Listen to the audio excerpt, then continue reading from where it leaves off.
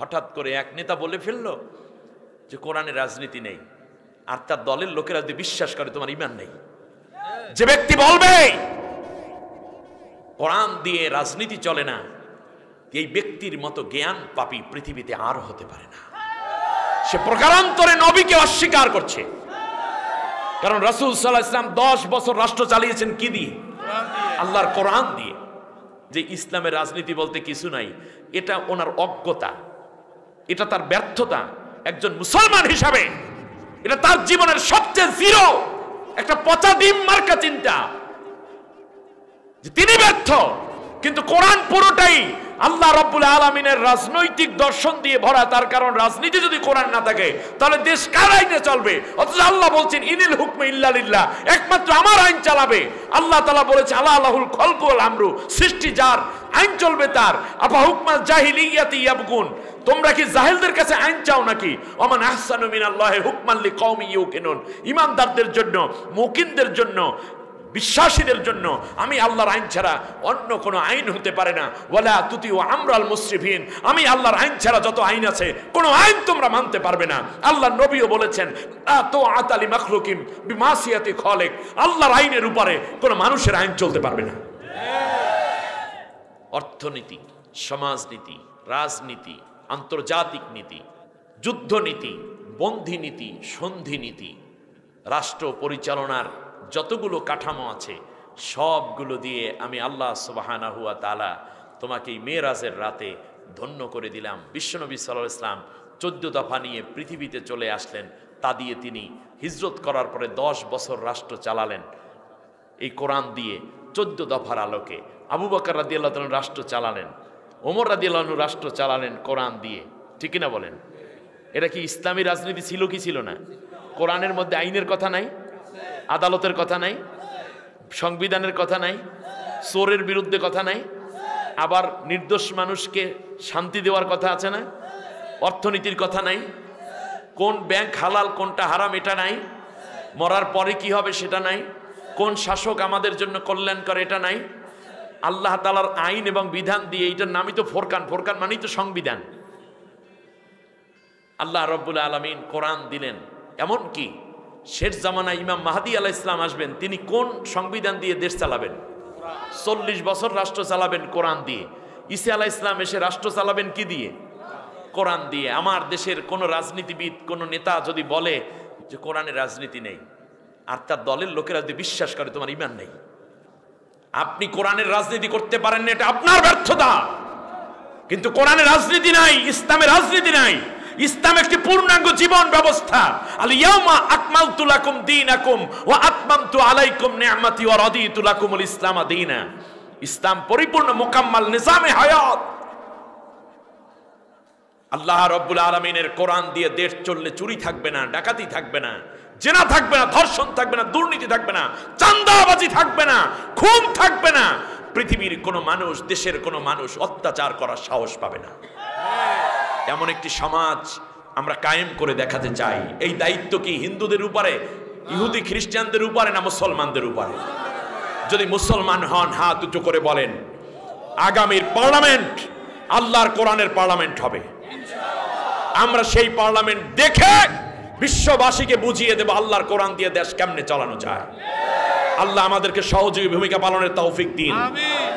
জীবনের শ্রেষ্ঠতম আওয়াজটুকু আজকে সবাই প্রকাশ করুন, যেন আকাশ বাতাস মুখরিত হয়ে যায়। প্রাণ খুলে সবাই পড়ি আলহামদুলিল্লাহ।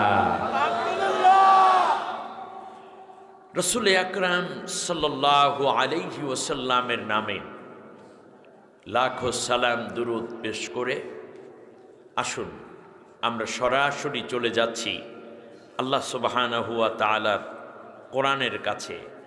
আজকের এই মাস নিয়ে আল্লাহ কি বলছেন আমার সাথে সবাই পড়েন। আউযু বিল্লাহি মিনাশ শাইতানির রাজীম। বিসমিল্লাহির রাহমানির রাহিম। বিতাড়িত অভিশপ্ত শয়তানের ওয়াসওয়াসা থেকে আল্লাহর আশ্রয় চাই। আমাদের আশ্রয়দাতা কে? মুক্তিদাতা কে? নিরাপত্তা দানকারী কে? আল্লাহ তাআলা ছাড়া আমাদের কি কোনো আর জায়গা আছে? নাই। সেই আল্লাহর কাছে আমরা আশ্রয় চাই। পরম করুণাময় অসীম দয়ালু আল্লাহর নামে শুরু করছি। সুবহানাল্লাযী আসরা বিআবদিহি লাইলাম মিনাল মাসজিদিল হারামি ইলাল মাসজিদিল আকসাল্লাযী বারাকনা হাওলাহু লিনুরিয়াহু মিন আয়াতিনা ইন্নাহু হুয়াস সামিউল বাসীর। আমানতু বিল্লাহ অর্থ হচ্ছে সমস্ত অক্ষমতা দুর্বলতা মুক্ত এক পবিত্র সত্তা তিনি, যিনি তার বান্দাকে রাতের একটি অংশে ভ্রমণ করালেন, মেরাজ করালেন, সফর করালেন মসজিদুল হারাম তথা আল্লাহ তাআলার কাবা বাইতুল্লাহ, এখান থেকে নিয়ে মসজিদুল আকসা পর্যন্ত, যেটা জেরুজালেমে মসজিদুল আকসা, এখান থেকে নিয়ে তিনি নিয়ে গেলেন এমন এক মহাজগতে, যে জগতের মধ্যে আল্লাহর কুদরত দিয়ে সাজানো এবং কুদরতের নিদর্শনাবলী ভরপুর করা আছে, যাতে করে নবী ওই সবগুলো দেখে দেখে যেন তার হৃদয়কে প্রশান্ত এবং স্থিতিশীল রাখার ক্ষেত্রে বড় রকমের মুতমাইন হয়ে যেতে পারেন। তার কারণ হচ্ছে এমন এক মহান সত্তা তাকে এই ভ্রমণ করালেন, যিনি হচ্ছেন সব কিছু জানেন এবং সব কিছু স্পষ্টত দেখতে পান। বারাকাল্লাহু লানা ওয়া লাকুম ফিল কোরআনিল আযীম। আল্লাহুম্মা গফির লানা ওয়া লিওয়ালিদাইনা ওয়া লিজামিল মুমিনিনা ওয়াল মুমিনাত ইয়াওমা ইয়াকুমুল হিসাব। সম্মানিত ভাইরা, সূরার নাম সূরা বানী ইসরাঈল। কোরআনুল কারীমের এই সূরাটি মক্কায় অবতীর্ণ হয়েছে। 111টি আয়াত আছে, রুকু আছে 12টি। সময়ের প্রয়োজনে, বাস্তবতার নিরিখে আজ এই আলোচনাটা খুবই খুবই জানা প্রয়োজন এবং এখান থেকে শিক্ষা নিয়ে আমাদের বাস্তব জীবনে তা প্রয়োগ করা খুবই জরুরি মনে করছি। আসুন, আয়াত আছে 111টি। 111কে আমরা যদি স্মার্টলি বলি তাহলে বলতে হয় 1-11। কত বলা যায় বলেন দেখি? 1-11। বাংলাদেশের বিগত পলাতক সরকারের আগ পর্যন্ত যে শোষণ নিয়ম শুরু হয়েছিল সেটা মূলত 1-11 ফসল ছিল, ঠিক না বলেন? এটাকে যদি আমরা ইংলিশে স্মার্টলি বলি তাহলে বলবো 1-11। মাইনুদ্দিন ফখরুদ্দিন সরকারের অবৈধ ক্ষমতা দখলের মাধ্যমে যে 3টা বছর কাটল, তারপরে স্বৈর শাসনের জগদ্দল পাথর মুসলমানদের উপরে যে চেপে বসেছে বাংলাদেশের, মোট মিলে এই 18 বছরের দুঃশাসন এবং শোষণের পরে গত 2024 সালের জুলাই আগস্টের ছাত্র এবং যুবকদের আন্দোলনে 3000 অধিক জীবন, 5,000-এর অধিক পঙ্গু এবং অন্ধত্বের বিনিময়, সাগর রক্তের বিনিময় আমরা পেয়েছি আজ মুক্ত স্বাধীন বাংলাদেশ। ঠিক না বলেন? সুতরাং সময়ের প্রয়োজনে আজকের আলোচনাটি বড়ই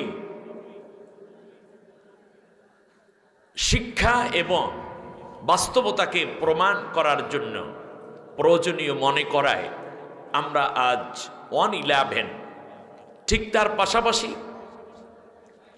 11-এর ধারাবাহিকতায় 9/11 তৈরি হয়েছিল। আমেরিকার টুইন টাওয়ারে কে বা কারা হামলা করেছে তার কোনো হদিস পায়নি, কিন্তু কোনো তথ্য প্রমাণ ছাড়াই আমেরিকা হামলা করল ইরাকের উপরে, প্রায় 10 লক্ষ মানুষকে হত্যা করল, ইরাকের সমস্ত সম্পদগুলো লুট করল,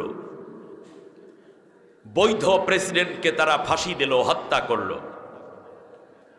একটি খ্রিস্টিয়ান রাষ্ট্র বানানোর জন্য অগণিত মসজিদকে তারা ভেঙে ফেলল, বিবাহ অনুষ্ঠান, শিশু, নারী, পুরুষ কেউ রক্ষা পায়নি, টনকে টন বোম ফেলল যৌথ বাহিনী,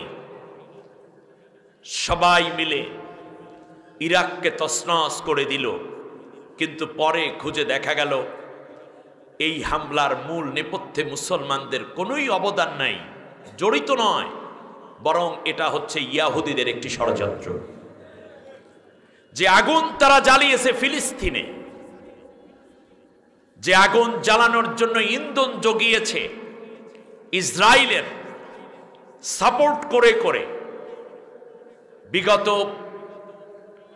অর্ধ শতাব্দী ধরে নিজ ভূখণ্ড থেকে উচ্ছেদ করল নিরীহ নিরস্ত্র ফিলিস্তিনিদেরকে, মসজিদগুলো ভেঙে ফেললো, যুবকদেরকে হত্যা করলো, বন্দী করলো পৃথিবীর নিকৃষ্ট সৃষ্টি ইয়াহুদিরা। শেষ পর্যন্ত গাজা পর্যন্ত এলাকাটাকে দখল করার লক্ষ্যে বর্তমান বিশ্বের সবচেয়ে দুর্ধর্ষ নিকৃষ্ট শাসক, স্বৈর শাসক নেতানিয়াহুর নেতৃত্বে হাসপাতাল, বিবাহ মজলিস, জানাজা, এমনকি মরা লাশের উপরেও তারা বোম ফেলে সমানে বাড়ি ঘরগুলো জ্বালিয়ে দিচ্ছে। ফাঁকে তারা আরো যে ঘটনা ঘটালো, সিরিয়াকে তছনছ করে দিল, বসনিয়া হার্জেগোভিনা, সেখান থেকে ধরে মুসলিম অধ্যুষিত আরেকটি জনপদকেও শেষ করতে তারা চেয়েছিল, আফগানিস্তান, সেখান থেকে যদিও লেজ গুটিয়ে চলে গেছে, কিন্তু ইরানে মাঝে মাঝে হামলা, লিবিয়া হয়ে মিশর পর্যন্ত সব জায়গায় ইয়াহুদির চক্র যেমন রয়েছে, মুশরিকরা সাপোর্ট দিয়েছে, আর এর পেছনে শক্তি এবং নিরাপত্তা বিধান করেছে আমেরিকা। যে আগুন গোটা বিশ্বের নিরীহ মানুষদের ঘর বাড়ি পুড়িয়ে দিয়েছে বোমার আঘাতে, যে অত্যাচার পীড়নে শিশু না খেয়ে মারা যাচ্ছে, হাসপাতালে ছিন্ন ভিন্ন দেহগুলো, একদিকে শিশুর মাথা উড়ে গেছে, আর একদিকে পায়ের দিক থেকে কোমর পর্যন্ত উড়ে গেছে বোমের আঘাতে, খণ্ডিত লাশ নিয়ে মা বাবা দৌড়চ্ছে পাগলিনীর মতো, পাগলের মতো। একটি রুটির জন্য দাঁড়িয়ে থাকা সিরিয়ার শিশু বলেছিল, তোমরা আমাদেরকে যে অত্যাচার করছো, ঈশ্বরের কাছে গিয়ে সব কথা বলে দেব। সেই কথা বলার সময় এসেছে। আসমানি গজবের আমেরিকার সবচেয়ে লাক্সারিয়াস, সবচেয়ে দামি শহর ক্যালিফোর্নিয়ার বিভিন্ন অঞ্চল সবগুলো পুড়ে আজ দাবানলে দাউ দাউ করে জ্বলছে চোখের সামনে। গতকালকে যারা বিলিয়ন ডলারের মালিক, আজকে তারা হাত পেতে মানুষের কাছ থেকে সাহায্য নিচ্ছে, সাহায্যের জন্য হাত বাড়াচ্ছে। এই আগুন নিভবে না, এটা শুরু হয়েছে মাত্র। তার কারণ কোটি কোটি নির্দোষ মানুষকে তোমরা অস্ত্রের আগুন দিয়ে পুড়ে ছাই করে দিয়েছ। কেউ তোমাদেরকে অ্যাটম ফেলে নাই, এই অ্যাটম গজবের অ্যাটম। বাতাসের গতি বর্তমানে 190 কিলোমিটার। এই বাতাস আগুন এক জায়গা থেকে আর এক জায়গায় পৌঁছে দিচ্ছে। যে আগুনের লেলিহান শিখে আমেরিকা জ্বালিয়েছে, একদিন এই আমেরিকার পুরো অহংকারের মস্তক নত করে দিবে। আর আল্লাহ রাব্বুল আলামিনের কোরআনের কথাই বাস্তবতা হবে, আল্লাহু লা ইউহিব্বুজ জালিমিন। জালেমদেরকে আমি আল্লাহ তাআলা ভালোবাসি না। অতএব মনে রাখতে হবে, তাদের পতন নিশ্চিত না করা পর্যন্ত এই আগুন থামা সম্ভব নয়। আজ তাই চারদিকে মুসলমানদেরকে ঐক্যবদ্ধ হওয়ার সময় এসেছে।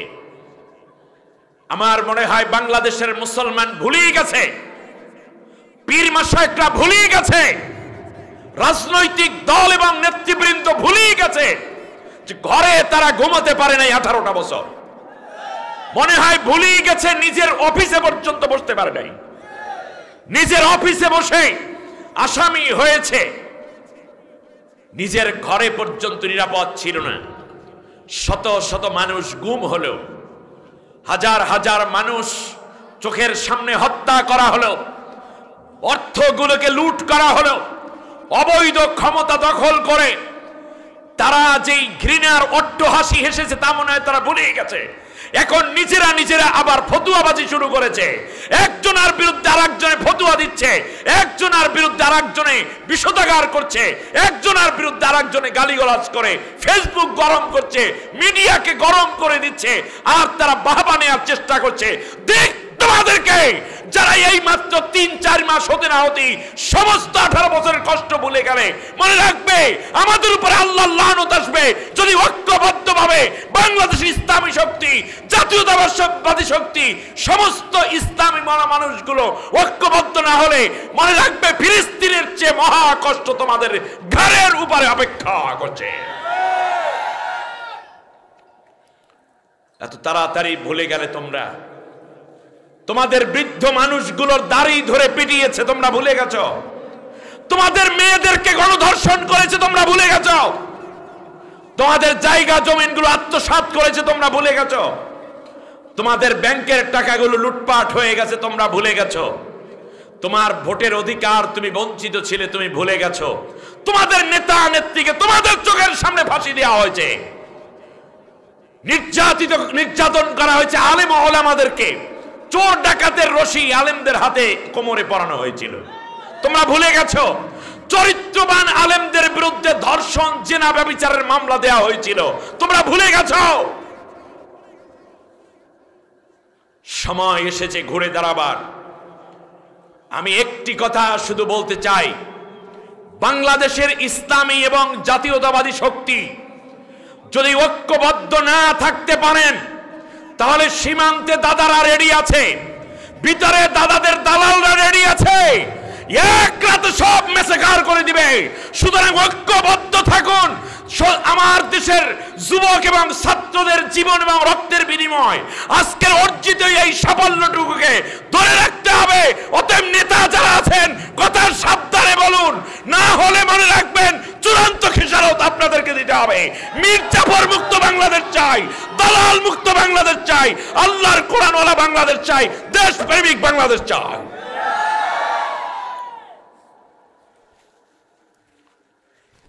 নতুন করে আবার ষড়যন্ত্রের দুর্গন্ধ পাচ্ছি। এজন্য আজ সূরা বানী ইসরাঈলের এই আলোচনা আপনাদেরকে মন দিয়ে শোনার জন্য আমি উদাত্ত আহ্বান করছি। সম্মানিত বন্ধুগণ,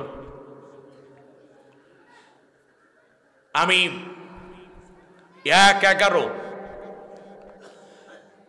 অর্থাৎ 11 এবং 9/11 মাঝখানে দাঁড়িয়ে কিছু কথা আপনাদেরকে বললাম। এবারে এই সূরাটা কেন নাজিল হলো, এটাকে আরবিতে বলে শানে নুজুল। যেহেতু এটা তাফসিরুল কোরআন মাহফিল, তাফসিরের হক আদায় করে কথা বলা উচিত। আপনারা বলুন, 1450 বছর আগে আল্লাহ রাব্বুল আলামিন নামাজের কথা বলেছেন, ওই নামাজ কি শেষ হয়ে গেছে না এখনো চলে? বেশ 1450 বছর আগে আল্লাহ তাআলা মদ হারাম করেছেন। ওই হারাম এখনো আছে না নাই? আছে। 1450 বছর আগে আল্লাহ রাব্বুল আলামিন পর্দাকে ফরজ করেছেন। 1450 বছর পরেও এই পর্দার ফরজ আছে নাকি এটা ফৌত হয়ে গেছে না মানসুখ হয়েছে? আছে। 1450 বছর আগে আল্লাহ সুবহানাহু ওয়া তাআলা যে অর্ডার করেছেন রোজার, এখনো রোজা রাখি না বাদ দিয়ে দিছি? প্রায় 1450 বছর আগে আল্লাহ তাআলা হজ ফরজ করেছেন। আজও পর্যন্ত সেই হজের ফরজ আছে না উঠে গেছে? আছে। তাহলে বোঝা যায় কোরআনের বিধানগুলো অনন্তকাল, অনাদি, কিয়ামতের আগ পর্যন্ত এটা চলবে, ঠিক না? অতএব কোরআনের এই আলোচনা আমরা শোনার জন্য মনে করবেন এখনই বুঝি এই কোরআন নাজিল হচ্ছে, এই নিয়ত করে কোরআন শুনতে হবে, ঠিক আছে না? ইনশাআল্লাহ। এই সূরাটি মূলত নাজিল হওয়ার কারণ ছিল 4টা। কয় কারণ? 4 কারণে আল্লাহ রাব্বুল আলামিন এই সূরাটা নাজিল করলেন এবং বিশ্বনবী মুহাম্মদুর রাসূলুল্লাহ সাল্লাল্লাহু আলাইহি ওয়াসাল্লামকে মেরাজ করালেন। 1 নম্বর কারণ, আল্লাহ রাব্বুল আলামিন তার প্রিয় হাবিবকে নবুয়ত দান করলেন। নবীর বয়স তখন 40 বছর। কত বছর? 40 বছর। 40 বছরে আল্লাহর রাসূল নবুয়ত পাইলেন। নবুয়ত পেয়ে আল্লাহর নবী পারিবারিকভাবে দাওয়াতি কাজ শুরু করে দিলেন, কালেমার দাওয়াত দেয়া শুরু করলেন। এক পর্যায়ে আল্লাহ রাব্বুল আলামিন বললেন, অংজির আশিরাতাকাল আকরাবিন। নবী এখন দাওয়াতের সার্কেলটাকে একটু বড় করেন। ডিমের যেমন 7টা স্তর থাকে, মাঝখানে থাকে কুসুম, ঠিক তেমনি একজন মানুষের জীবনে পরিবারটা হলো কুসুমের মতো। এই কুসুমের মধ্যে ভেজাল হলে গোটা ডিম যেমন নষ্ট হয়ে যায়, বাচ্চা ফোটে না, ডিমটা ভাজি করেও খাওয়া যায় না, এমনকি এটার দুর্গন্ধে ঘরেও থাকা যায় না, ঠিক কিনা?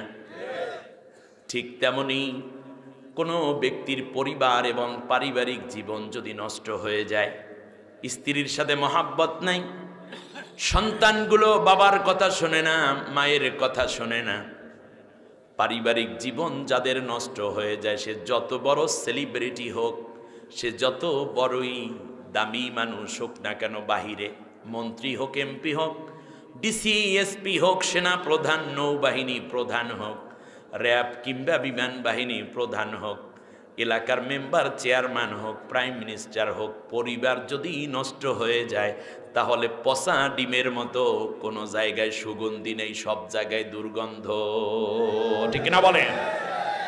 আমাদের পরিবারগুলোকে সুন্দর করতে হবে। আল্লাহ আমাদের দোয়া শিখিয়ে দিয়েছেন পরিবার শান্ত করার জন্য, শান্তিতে থাকার জন্য। সুবহানাল্লাহ পড়েন।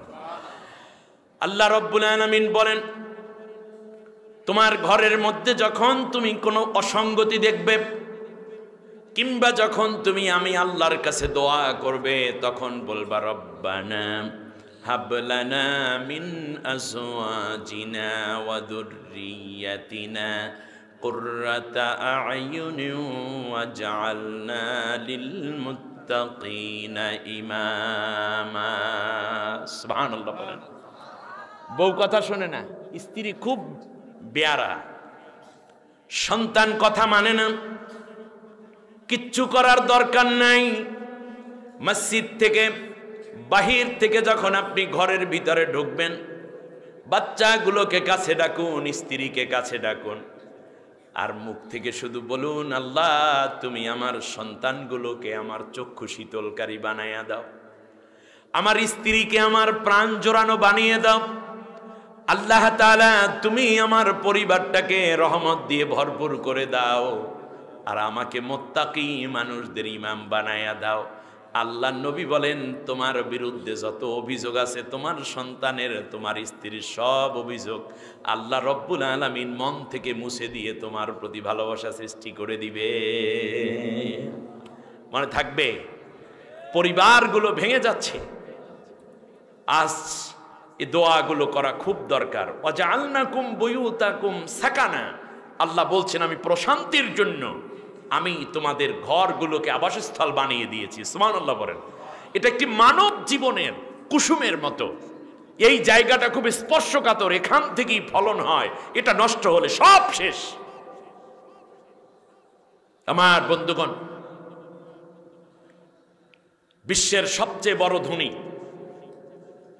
নাম কি বলতে পারেন? Bill Gates. 19 বছর দাম্পত্য জীবন, 19 বছর পরে বউয়ের সাথে ডিভোর্স হয়ে গেছে। গত বছর একই হঠাৎ করে ঘুম থেকে উঠে বলছে তোমার আমার বিচ্ছেদ নাকি। কত কিলাকিলি মাঝখানে হয়েছে তা তো জানেন না। তাহলে বোঝা যায় সম্পদ মানুষকে শান্তি দিতে। বাংলাদেশের অনেক রূপবতী নায়িকাদের নাম আপনি পড়লে দেখবেন এক একজনের স্বামী কয়টা যে হয়েছিল আর কয়টা আছে খালি শুনবেন। কাল গত 6 মাস আগে বিয়ে হয়েছে, এর মধ্যে লাল কার্ড পেয়ে গেছে, ঠিক না?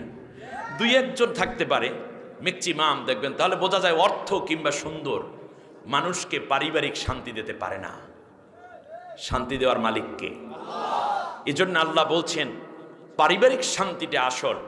এবার শোনো, দুনিয়ার মানুষেরা যদি ঘরের মধ্যে একটি জিনিস ঢুকাইয়া নিতে পারো, তাহলে শান্তি দেওয়ার দায়িত্ব আল্লাহ নিজে নিবেন। সুবহানাল্লাহ বলেন। আল্লাহ নবী বলেছেন পরিবারে শান্তি চাও, তাহলে আমি কি আপনাদেরকে একটা প্রেসক্রিপশন করে দেব? প্রেসক্রিপ্ট করব? আল্লাহ নবী বলেছেন, আমার না, নবীজি বলেছেন, আমি শুধু ঘোষণা দিচ্ছি। আল্লাহ নবী বলেন তাআল্লাম কিতাবাল্লাহি ওয়াত্তাবি' মা ফীহি, বেশি বেশি করে তোমার ঘরের মধ্যে কোরআনের চর্চা করো, কোরআন পড়ো, কোরআনের দার্স দাও, কোরআনের তালিম দাও, কোরআনের তেলাওয়াত করো। তুমিও করবা তিলাওয়াত, তোমার সন্তানরা শুনবে, তোমার সন্তানরা তেলাওয়াত করবে, অর্থসহ তুমি শুনবা। সবাই মিলে একত্রে সকাল সন্ধ্যায় রাতে যখনই সুযোগ পাবে 2-5টা আয়াত সুন্দর করে পড়ো, তারপরে অনুবাদ করো কি শিখলা, এরপরে দুরূদ পড়ে মুনাজাত করে আমি আল্লাহর কাছে দোয়া করবা। নবীজি বলেন তাহলে আল্লাহ রব্বুল আলামিন তোমার ঘরটা শান্তিতে ভরপুর করে দিবেন। যেই ঘরের মধ্যে কোরআনের এমন তালিম হয়, সেই ঘরটা কোনো ব্যক্তির ঘর থাকে না। আল্লাহ নবী বলেছেন আহলুল কোরআনে হুম আহলুল্লাহ ওয়া খাসাতুহু। মনে রাখবা, যেই ঘরের মধ্যে আল্লাহর কোরআনের তিলাওয়াত হয়, ওই ঘরটা মূলত ব্যক্তির ঘর না, ওটা আল্লাহর ঘর হয়ে যায়। খাসাতুহু, আর ঘরের মানুষগুলো আল্লাহ তাআলার খাস বান্দায় পরিণত হয়ে যায়। এই ঘরে কি আর অশান্তি থাকতে পারে? পারে না।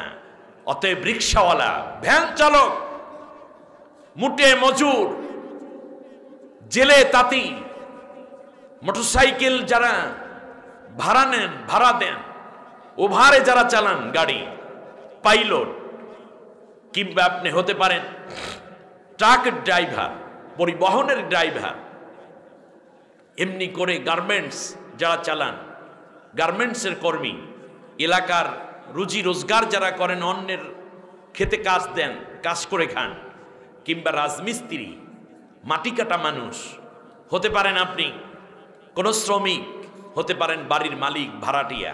এটা বড় পরিচয় নয়। বড় পরিচয় আপনি যদি মোমেন হন, ঘরটাকে কোরআন দিয়ে সাজান, শান্তিতে ভরপুর করে দিবেন কে? আল্লাহ আমাদের কবুল করুন। নবী সাল্লাল্লাহু আলাইহি ইসলামের পরিবার বোঝাতে গিয়ে আল্লাহ নবী বলেছেন খেয়ারুকুম খেয়ারুকুম ফি নিসাই। দেখছেন কি অবস্থা? কুসুমকে সজীব রাখো। নবীজি বলছেন ডিমের কুসুমের মতো। যেমন আমি উদাহরণটা দিলাম, নবীজি বলেছেন পৃথিবীতে ওই ব্যক্তি উত্তম যে তার স্ত্রীর কাছে উত্তম। সুবহানাল্লাহ। হ্যাঁ, দেখছেন, মানে এখানে নষ্ট হওয়া যাবে না। অতএব আসুন না আমরা এই জায়গাটায়, নবীজি এবার দাওয়াতি কাজ শুরু করলেন পরিবার থেকে। আমরা অনেক আলেম আছি বড় বড়, যারা বাহিরে বিশাল সেলিব্রিটি কিন্তু ঘরে গেলে জিরো। এরকম হুজুর আছে না নাই? বাইরে হিরো, ঘরে জিরো, আপনার 4 পয়সা দাম নাই। আমার দেশের বহু দলের নেতা নেত্রী আছে যারা বাইরে গেলে বিশাল জনসভার প্রধান অতিথি, ঘরে গেলে বউ কয় জোতাটা গেলে কই। আছে না নাই? ছেলে মেয়েগুলো মদ্যপ, জুয়াখোর, টাল হয়ে থাকে এখানে ওখানে। আপনার জীবন শেষ। সুতরাং আসুন না কোরআনের আলো দিয়ে ভরে দেই, ঘরগুলো আলোকিত হয়ে উঠবে আমাদের, ঠিক না বলেন? এজন্য স্লোগান ছিল আল কোরআনের আলো। জোরে বলেন আল কোরআনের আলো। এটা কি শুধু জামাত ইসলামের স্লোগান হবে? এটা সরমনের স্লোগান, এটা হেফাজতের স্লোগান, এটা তবলিগের স্লোগান, এটা বিএনপির স্লোগান, এটা জাতীয় পার্টির স্লোগান, সবার স্লোগান হবে আল কোরআনের আলো। এই 50 বছর স্লোগান দিলাম আল কোরআনের আলো, ঘরে ঘরে জ্বালো। এবারের স্লোগান দিতে হবে আল কোরআনের আলো, সংসদে জ্বালো, ঠিক না বলেন? কারণ ওই জায়গায় আলো না জ্বলার কারণে ঘরে ঘরে চেষ্টা করে আমরা খুব বেশি লাভবান হতে পারি নাই। এবার পুরো অ্যাসেটটা নেয়ার জন্য গোটা রাষ্ট্রে কোরআনের আলোয় ভরে উঠবে। মসজিদ, মাদ্রাসা, খানকা, স্কুল, কলেজ, ইউনিভার্সিটি, সচিবালয়, আদালত, ব্যাংক, বিমা, সব জায়গায় কোরআনের আলো জ্বলবে যদি সংসদে আলোটা জ্বালানো যায়, ঠিক না বলেন? এবার বলেন আল কোরআনের আলো, সংসদে জ্বালো। আল্লাহ যারা কোরআনের আলো জ্বালাতে চাই আমরা তাদের সহযোগী হয়ে থাকব। আল্লাহ কবুল করুন, বলেন আমিন। বিশ্বনবী সাল্লাল্লাহু আলাইহি ওয়াসাল্লাম ঘরের মধ্যে দাওয়াত দেন। 2 বছর হয়ে গেল। 2 বছর পরে আল্লাহ রাব্বুল আলামিন বললেন, নবী এবার ঘরের বাইরেও দাওয়াত দাও কোরআনের। সুবহানাল্লাহ। আল্লাহর নবী ছড়িয়ে পড়লেন। আল্লাহর রাসূল সাল্লাল্লাহু আলাইহি ওয়াসাল্লামের আত্মীয় স্বজন এবং একান্ত বন্ধুজন যারা, তাদেরকে দাওয়াত দেন। আস্তে আস্তে হয়ে গেল নবুয়তের 6ষ্ঠ বছর। আল্লাহর নবী চলে গেলেন তায়েফে। তায়েফের মানুষগুলো আল্লাহর নবীর সাথে তেমন ভালো ব্যবহার করলো না। নবী ভেবেছিলেন দীর্ঘ 7টা বছর প্রায় এই তায়েফে আমি ছিলাম, আমার বন্ধুদের কারো বয়স এখন হয়ে গেছে 40, অথবা কারো বয়স হয়ে গেছে 47, কারো বয়স হয়ে গেছে 50, কারো 35-40 এর মধ্যে বিশাল একটা জনগোষ্ঠী আমি পেয়ে যাব। কিন্তু আল্লাহর নবীকে লক্ষ্য করে ওই সমস্ত মানুষরা যখন বলল, মুহাম্মদ তুমি কি শুনাইলা? ছোট্টবেলায় তো ভালোই ছিলা, এখন আবার নবী দাবি কইরা বসলা কেন? আস্তে আস্তে করে নবীর পাশ থেকে তার সমবয়সী সাথীরা চলে গেল। শেষ পর্যন্ত নতুন জেনারেশন যারা নবীকে একটুও জানে না, তাদেরকে লিলিয়ে দিয়ে বলল, এই পাগলটাকে তোমরা সামলাও। সাথে সাথে ওরা রাস্তার 2 পাশ থেকে আল্লাহর নবীকে পাগল পাগল বলে পাথরের আঘাতে জর্জরিত করে দিচ্ছে। তার কারণ হচ্ছে ওই যে নবীর বয়সী যারা, তাদের বয়স 45, 46, 47, কিন্তু যাদের বয়স 15, 20, 25 তারা তো নবীকে আর বোঝে না। এই জন্য তাদেরকে ব্যবহার করলো। রাস্তার 2 পাশ থেকে পাথর মারে বৃষ্টির মতো, পাগল পাগল বলে। 1 বার 2 বার নয়, 40 বার আল্লাহর নবী 40 বার তায়েফের জমিনে বেহুশ। জুতা মোবারক নিজের পায়ের রক্তে 4 বার ভরে গেল। বিশ্বনবী সাল্লাল্লাহু আলাইহি ওয়াসাল্লাম যায়েদ বিন হারেসা সহ ফিরে আসলেন তায়েফ থেকে। নবীর ক্ষতবিক্ষত দেহ, রক্তগুলো এখনো জামার মধ্যে শুকায় আছে। আল্লাহর রাসূল সাল্লাল্লাহু আলাইহি ওয়াসাল্লাম ক্লান্ত শরীরে বসে পড়েছেন কাবার চত্বরে। মুসআব বিন উমাইর আল্লাহর নবীর একজন সাহাবী, এখনো ইসলাম তিনি গ্রহণ করেন নাই, তার বয়স 25 থেকে 26 এর মধ্যে। আরবের সবচেয়ে ধনাঢ্য ব্যক্তির সন্তান, চেহারাটা দেখতে ফুটফুটে আরবের মানুষ, যৌবন বয়স, এখনো বিয়ে শাদী করে নাই। আল্লাহর নবী বলেছেন আরবের মধ্যে সবচেয়ে বেশি দামি আতর ব্যবহার করতেন এই মুসআব বিন উমাইর। দামি জামা কাপড় পরতেন, সম্ভ্রান্ত বংশের ছেলে। উচ্চ বংশ শুধু নয়, টাকা পয়সায় ভরপুর। মুসআব বিন উমাইর টকবগে এক যুবক, 7-8টা যুবক নিয়ে নবীর পাশে এসে বলল, মুহাম্মদ, আপনাকে এই আঘাতটা কে করলো? বলে, তায়েফের জমিনে গিয়েছিলাম। সাথে সাথে বলল, এত আঘাত করেছে আমাদের কুরাইশের সন্তানকে, তায়েফ আক্রমণ করব। আল্লাহর নবী বললেন, মুসআব রে, তুমি তায়েফ আক্রমণ করবা, তোমার কত লোক আছে? বলে, আমার 900 বন্ধু আছে। কত? সেই সময়ের জেনজি ওরা, ঠিক না? 900 ইয়াং ছেলে। বললো, 900 ইয়াং ছেলে তুমি নেতৃত্ব দাও? বলে, হ্যাঁ, আমার বাবার টাকা পয়সা, আমার সম্পদ, এগুলো দিয়ে আমার বন্ধুদেরকে পালি, আমরা আড্ডা দেই, মজা করি। বলল, তাই? তুমি কি করতে চাচ্ছ? বলল, তায়েফের লোকেরা আমাদের এই মক্কায় ব্যবসা করতে আসে প্রতিদিন, প্রতি বুধবার এবং সোমবার তারা আসে বেশি বেশি। আমরা তাদের ব্যবসা বাণিজ্য করতে দিব না, সব তায়েফের অধিবাসীদেরকে বন্দি করে রাখবো। ওরা আসবে, দইরা দইরা সাইজ করবে। আমাদের তায়েফে যাওয়ার দরকার নাই, বরং তায়েফবাসী আমাদের কাছে আসতে বাউন্ড। আল্লাহর নবী দাঁড়িয়ে গেলেন, মুসআব বিন উমাইরের হাতটাকে শক্ত করে ধরে নিজের পাশে বসালেন। বললেন, মুসআব রে, শোনো, তুমি যদি গোটা তায়েফের মানুষকে হত্যা করো, এই প্রতিশোধ স্বরূপ আমি কোনো খুশি হব না, বরং যে কালেমার দাওয়াত দেওয়ার কারণে আমার এই শরীরের মধ্যে এত আঘাত, এত ক্ষত যারা পাথর মেরে করলো, তুমি যদি কালেমা গ্রহণ করো, তার চেয়ে আমি 1000 লাখ গুণ বেশি খুশি হয়ে যাব। প্রতিশোধ নয়, বরং আমি যা চাই তুমি সেটা করো। মুসআব সত্য যাদের ভেতরে আছে, নেওয়ার পাওয়ার সাথে সাথে তিনি বললেন, এ পাওয়ার তার কাজ করলো, ক্ষমতা কাজ করলো। বলল, যেই মানুষটি প্রতিশোধ নিতে না চেয়ে বরং কালেমার প্রতি দাওয়াত দেয়, এবং মুহাম্মদকে তো আমরা চিনি, কোনোদিন মিথ্যা বলে নাই, এত সুন্দর চেহারা, এত উন্নত চরিত্র, সুতরাং তিনি যে কথা বলেন আমি সেটা মেনে নিলাম। সাথে সাথে আল্লাহর রাসূল সাল্লাল্লাহু আলাইহি ওয়াসাল্লামের হাতে হাত রেখে কালেমা পড়ে মুসলমান হয়ে গেলেন। তার উপরও নির্যাতন হলো। আমি মুসআব বিন উমাইরের কথাটা শেষ করতে চাই এভাবে, এক পর্যায়ে নবী যখন মদিনা থেকে হিজরত করলেন, মুসআব বিন উমাইরও হিজরত করলেন, সুবহানাল্লাহ পড়েন।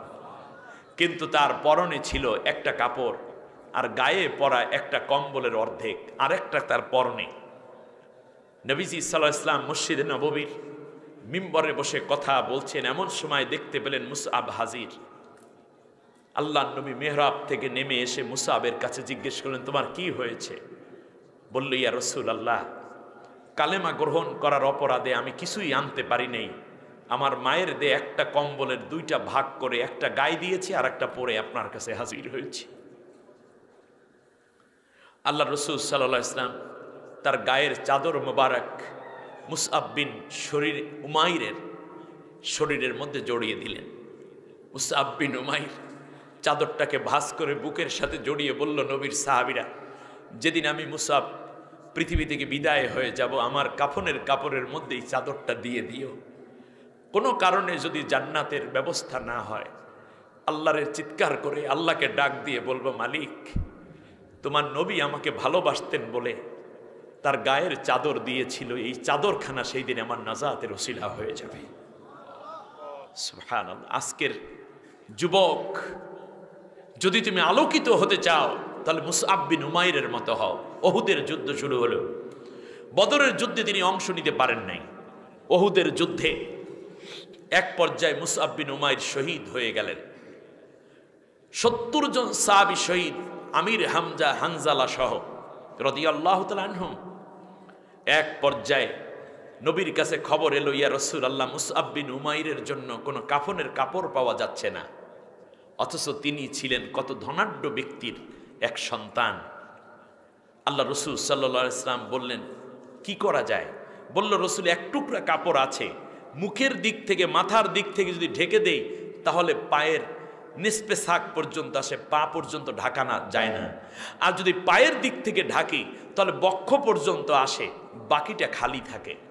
আল্লাহ রাসূল সাল্লাল্লাহু আলাইহি ওয়াসাল্লাম বললেন, মুসআব বিন উমাইরকে তোমরা মাথার দিক থেকে পা পর্যন্ত ঢেকে দাও, বাকি যেই জায়গাটুকু থাকবে ঢাকতে পারবে না, কাপড় পাওয়া গেল না, সেইটুকুতে উষ্ণান নামক ঘাস দিয়ে ঢেকে দাও। ওহুদের ময়দানে এখনো উষ্ণান ঘাস পাওয়া যায়। আল্লাহ রসুল সাল্লাল্লাহু আলাইহি ওয়াসাল্লাম বলেছেন, তোমরা যখন ওহুদে আসবে তখন একটু কিছু হলেও খাইও, এমনকি উষ্ণান নামক ঘাস হলেও। আপনার ওহুদের ওখানে উষ্ণান পাবেন, কিছু একটু কিনবেন ওহুদের ময়দানে গিয়ে, এটা হাদিস শরীফে এসেছে। ওখানে কিছু কিনতেও পাওয়া যায়, হালকা হলেও কিছু কিনবেন। যাই হোক, রাসূল সাল্লাল্লাহু আলাইহি ওয়াসাল্লামের নির্দেশ অনুযায়ী কাজ যখন করা হচ্ছে, আল্লাহ রসুল ডেকে বললেন, আমার সাহাবীরা ওই যে তাকিয়ে দেখো, জান্নাতের পোশাক নিয়ে আমার মুসআব বিন উমাইরের জন্য লক্ষ লক্ষ হুর গেলেমান দাঁড়িয়ে আছে। সুবহানাল্লাহ। যে কথা আমি বলছিলাম, মুসআব বিন উমাইর ইসলাম গ্রহণ করলেন, ইসলামের পরিধিটা বেড়ে গেল ব্যাপক। শত যুবক আল্লাহর নবীর কাছে হাজির হয়ে গেল, কারণ মুসআব বিন উমাইর যুবকদের লিডার। ইসলাম গ্রহণ করার কারণে অনেকেই তার দিকে ধাবিত হলো, আবার কেউ কেউ তার দল ছেড়ে চলেও গেছে। কিন্তু হেদায়েত দেওয়ার মালিক কে? আল্লাহ সুবহানাহু ওয়া তাআলা। যে কয়জন পেয়েছে, এতে আবু জেহেলের মাথা খারাপ। শেষ পর্যন্ত কালেমার এই তেজ, তাহলে বোঝা যায় রক্ত যেখানে ঝরে সেখানে আল্লাহ কালেমার পতাকা বুলন্দ করে দেন। এই বাংলার জমিনে যেহেতু আল্লাহর কোরআনের জন্য রক্ত দিয়েছে আল্লাহর কোরআনের মুজাহিদগণ, আল্লাহর কোরআনের সিপাহসালারগণ রক্ত দিয়েছে এই জমিনে তরতাজা প্রাণ কোরআনের জন্য। অতএব এই জমিন এখন কোরআনের জমিন হবে, পৃথিবীর কোন শক্তি দমিয়ে রাখতে পারবে না। আমার বন্ধুগণ, একটা পর্যায়ে কাফেরেরা নবীকে বন্দী করে ফেলল। কি করল? 7ম বছর, 7, 8, 9, 7 থেকে কত বছর হয়? 9 পর্যন্ত, 7 সহ 7, 8, 9। এর মানে হচ্ছে তায়েফ থেকে ফিরে আসার পরে আল্লাহর রসুলকে বন্দী করে ফেলল শেহাবে আবু তালিব নামক একটি জায়গা, তদানীন্তন আরবের কেন্দ্রীয় কারাগার। বর্তমান কারাগারগুলোতে যে কারণে এই সূরা নাজিল হয়েছে আমি বলতেছি নাকি, আপনারা শুনতেছেন? শানে নুজুল। এক পর্যায়ে বিশ্বনবী সাল্লাল্লাহু আলাইহি ওয়াসাল্লাম সহ 73 জন সাহাবী সাহাবিয়া অ্যারেস্ট করা হলো। তাদেরকে প্রথম বছর শুধু নজরবন্দি করা হলো, কোথাও যেতে পারবা না, এখানেই থাকবা। দ্বিতীয় বছর তাদের সাথে লেনদেন, ওঠা বসা, কথাবার্তা বন্ধ করে দিল। যারাই কথা বলতে যায়, যারাই তাদের সাথে খাবার দাবার দিতে যায়, আবু জেহেল, আবুল আহাব, উতবা, সাইবারা তাদেরকেও গ্রেপ্তার করা শুরু করলো। বাংলাদেশেও আবু জেহেলের প্রেতাত্মারা জেলের মধ্যে সন্তান দেখা করতে যায়, সন্তানকেও পরে অ্যারেস্ট করে। এরকম অবস্থা হয়েছে কিনা? জামাই দেখা করতে যায়, শেষ পর্যন্ত দেখা করা পর্যন্ত বন্ধ হয়ে গেছিল। তৃতীয় বছর খাবার দাবার, এমনকি পানি পর্যন্ত সরবরাহ বন্ধ করে দিল। এর মানে আবু জেহেল ডিসিশন নিয়েছে যাদেরকে গ্রেপ্তার করা হয়েছে তারা ওখানেই মারা যাবে, ওখান থেকে তাদের লাশ বের করা হবে। আপনারা শুনতেছেন? আরবের কেন্দ্রীয় কারাগারের নাম কি ছিল? শেহাবে আবু তালিব। বিশ্বনবী সাল্লাল্লাহু আলাইহি ওয়াসাল্লাম বলেন, এই সময় আমরা বাবলা গাছের পাতা, যেই পাতাগুলো পাহাড়ের মধ্যে বাবলা গাছ হয়, সেই বাবলা গাছের পাতা চিবাইয়া তার রস পান করে পিপাসা নিবারণ করতাম। আর শুকনো চামড়া পানির মধ্যে একটু ভিজিয়ে রাখতাম, রাতের বেলায় ভিজিয়ে রাখতাম, সকালবেলা হালকা নরম হতো। এইটা চিবাইয়া চিবাইয়া খাইতাম। একটানা 10-15 দিন পর্যন্ত আমাদের পায়খানা প্রস্রাব হতো না। আমরা এমন অবস্থা হয়ে যেতাম, যখন পায়খানা আসতো মনে হতো বকরিদের পায়খানার মতো এত কষা এবং কড়া হয়ে যেত। শেষ পর্যন্ত আমরা মরার প্রায় উপক্রম হয়ে গেলাম। 73 জন যারা ইসলাম গ্রহণ করা প্রকাশ পেয়েছিল, সবাইকে শেষ করে দিবে আবু জাহেলের এই ডিসিশন, বিশ্বনবী সাল্লাল্লাহু আলাইহি ইসলামকে মেরে ফেলতে হলে আবু জেহেল তো একা মারতে পারে না, সে দারুন নদওয়ায় বৈঠক ডাকলো। আপনাদের কষ্ট হচ্ছে মনে? বৈঠক ডেকে আবু জেহেল বলল, আমরা এখন থেকে মুহাম্মদকে এবং তার সাঙ্গপাঙ্গদেরকে আর মুক্ত করব না, মৃত লাশ বের করব। কথা যখন বলল, আবু জেহেল আবু লাহাবদের একচ্ছত্র অধিকার ছিল, বিরোধী দল বলতে কেউ ছিল না। তার সংসদে 49 সদস্য বিশিষ্ট সংসদ ছিল, বিরোধী দল কেউ না থাকায় যেই আইন করে তার বিরোধিতা কেউ আর করে না। বলল ঠিক আছে বস। সবাই বলল হা, জয়যুক্ত হয়েছে। হত্যা করবে নবী সহ সবাইকে। কতজন তাতে? 73 জন। এবার খেয়াল করেন, তার মধ্যে হযরতে আবু বকরের মতো মানুষও আছে, উসমানের মতো মানুষ আছে। কি এক শোকের ছায়া গোটা আরবে যেন নেমে এসেছে। একজনার বয়স ছিল ৭৮ বছর, নাম ছিল হিশাম ইবনে আমার। নাম কি? আমর। বৃদ্ধ মানুষ, কিন্তু তিনি ছিলেন আবু জেহেলের প্রধান উপদেষ্টা।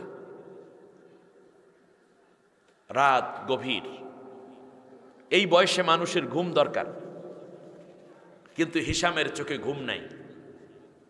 স্ত্রী বলতেছে আপনার কি হলো? বলল যে আমার ঘুম আসতেছে না।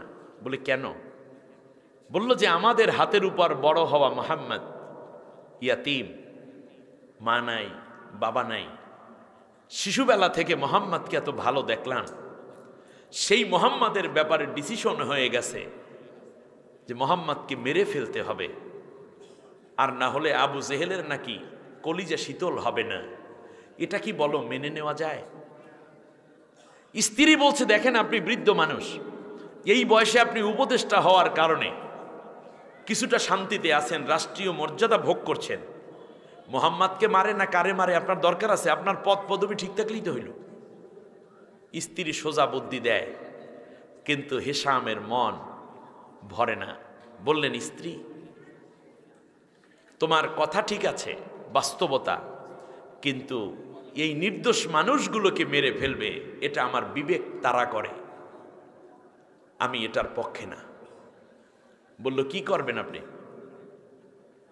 বলল যে আমি বাইরে চলে গেলাম, তুমি আমাকে নিয়ে টেনশন করো না। হাতের মধ্যে লাঠি নিয়ে লাঠিতে ভর দিয়ে দিয়ে তিনি চলে গেলেন জুহাইর ইবনে আবু উমাইয়ার বাড়িতে। জুহাইর ইবনে আবু উমাইয়া হলো আবু জেহেলের ওই লোক যে রাস্তাঘাটে, দোকানপাটে, মেলায় এবং বিভিন্ন অনুষ্ঠানাদিতে চাঁদা তোলে, চাঁদা তুলে তুলে একটা ভাগ নেয় সে, আর একটা ভাগ দেয় আবু জেহেলকে। এইরকম কিছু দুষ্ট নেতা এলাকার মধ্যে পোলাপাইন পালে, আপনারা জানেন কিনা? আমাদের আপনাদের এই এই এই অঞ্চলেও আছে। তা আবু জেহেলের প্রেতাত্মা এগুলো সব। জুহাইর ইবনে আবু উমাইয়ার পরিচয়টা দেই আমি। জুহাইর ইবনে আবু উমাইয়া হচ্ছে হালিমাতুস সাদিয়া রাদিয়াল্লাহু তাআলা আনহার খালাতো বোন। আপনারা শুনতেছেন আমার কথা? মনে কি বোন? খালাতো বোন।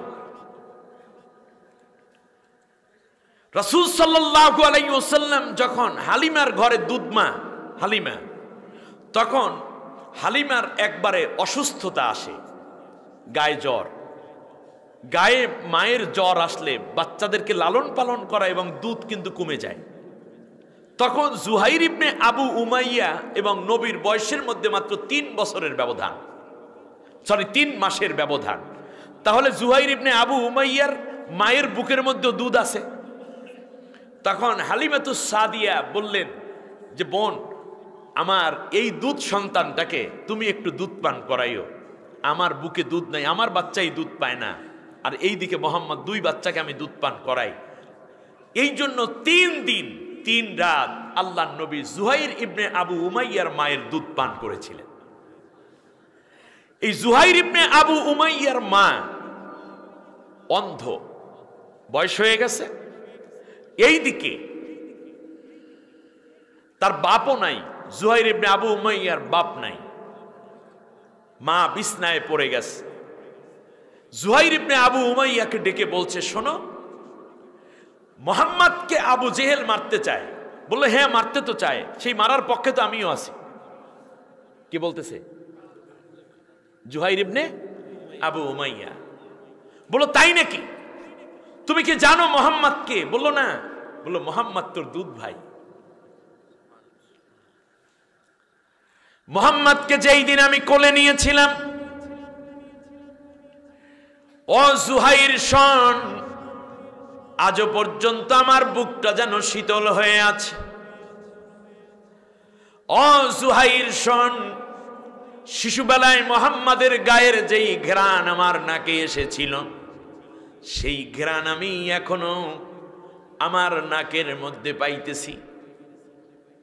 জুহাইর শোন, আমার কলিজাটাকে যদি 5টা ভাগে ভাগ করা হয়, তোরা 3 ভাই এবং 1 বোন, তোরা আর মুহাম্মদ একজন, আমার কলিজাটাকে যদি 5টা ভাগে ভাগ করা হয়, তাহলে মনে রাখবি 5 ভাগের পুরো 4 ভাগ মুহাম্মাদের জন্য মায়া, আর 1টা ভাগ তোদের 4 ভাই বোনের জন্য।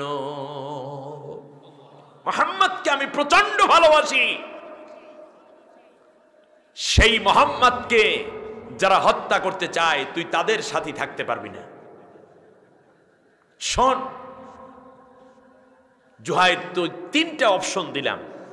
1 নম্বর অপশন, তোকে দেখলে নাকি এলাকার মানুষেরা ভয় পায়, তুই নাকি অনেক বড় মুস্তান হয়ে গেছ। তাহলে একটা মুস্তানি কর জীবনে, আমার মুহাম্মদকে জেল থেকে মুক্ত করে আমার চোখের সামনে নিয়ে আস। আমার বিশ্বাস, যদি মুহাম্মদ আমার সামনে আসে, তাহলে আমার চোখের আলো ফিরে পাবো। 1 নম্বর অপশন দিছে কি? মুক্ত করো। 2য় অপশন হলো, যদি এইটা না পারো, তাহলে জুহাইর একটা কাজ করো, কমপক্ষে মুহাম্মদকে হত্যা যারা করতে চায় তাদের পক্ষে থাকবি না, দল ত্যাগ কর। সুতরাং আজ দাবি হলো, আলেম ওলামা দিনদারদেরকে যারা হত্যা করার জন্য চেষ্টা করেছে, ওই দলে কোনো মুসলমান থাইকো না। 2, 3য় অপশন হলো, যদি এর একটাও করতে না পারো, আবু জেহেলের মনের আকাঙ্ক্ষাই যদি পূরণ করা তোমার জীবনের টার্গেট হয়ে যায়, তাহলে শোন জুহাইর, আমি যেই দিন মরে যাব, আমার মনে হয় বেশি সময় আমি আর বাঁচব না।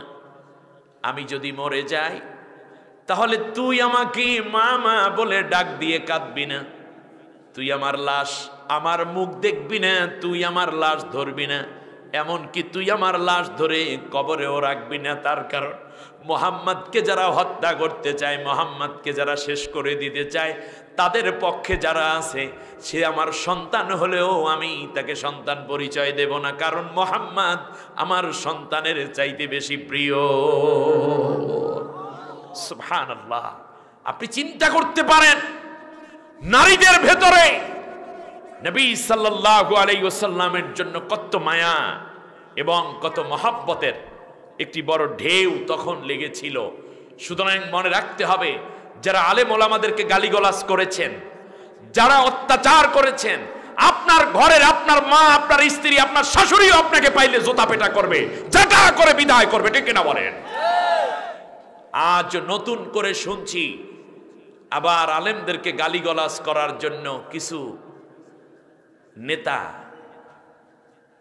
কটাক্ষ করে কথা বলেন। এটা করবেন না, এটা করবেন না, আপনাদের ক্ষতি হবে। আমি শুধু এতটুকু বললাম, আমি সবার উপকার চাই, আমি একজন আলেম মানুষ। একটি বড় বিপদ থেকে আল্লাহ বাংলাদেশকে বাঁচিয়েছেন।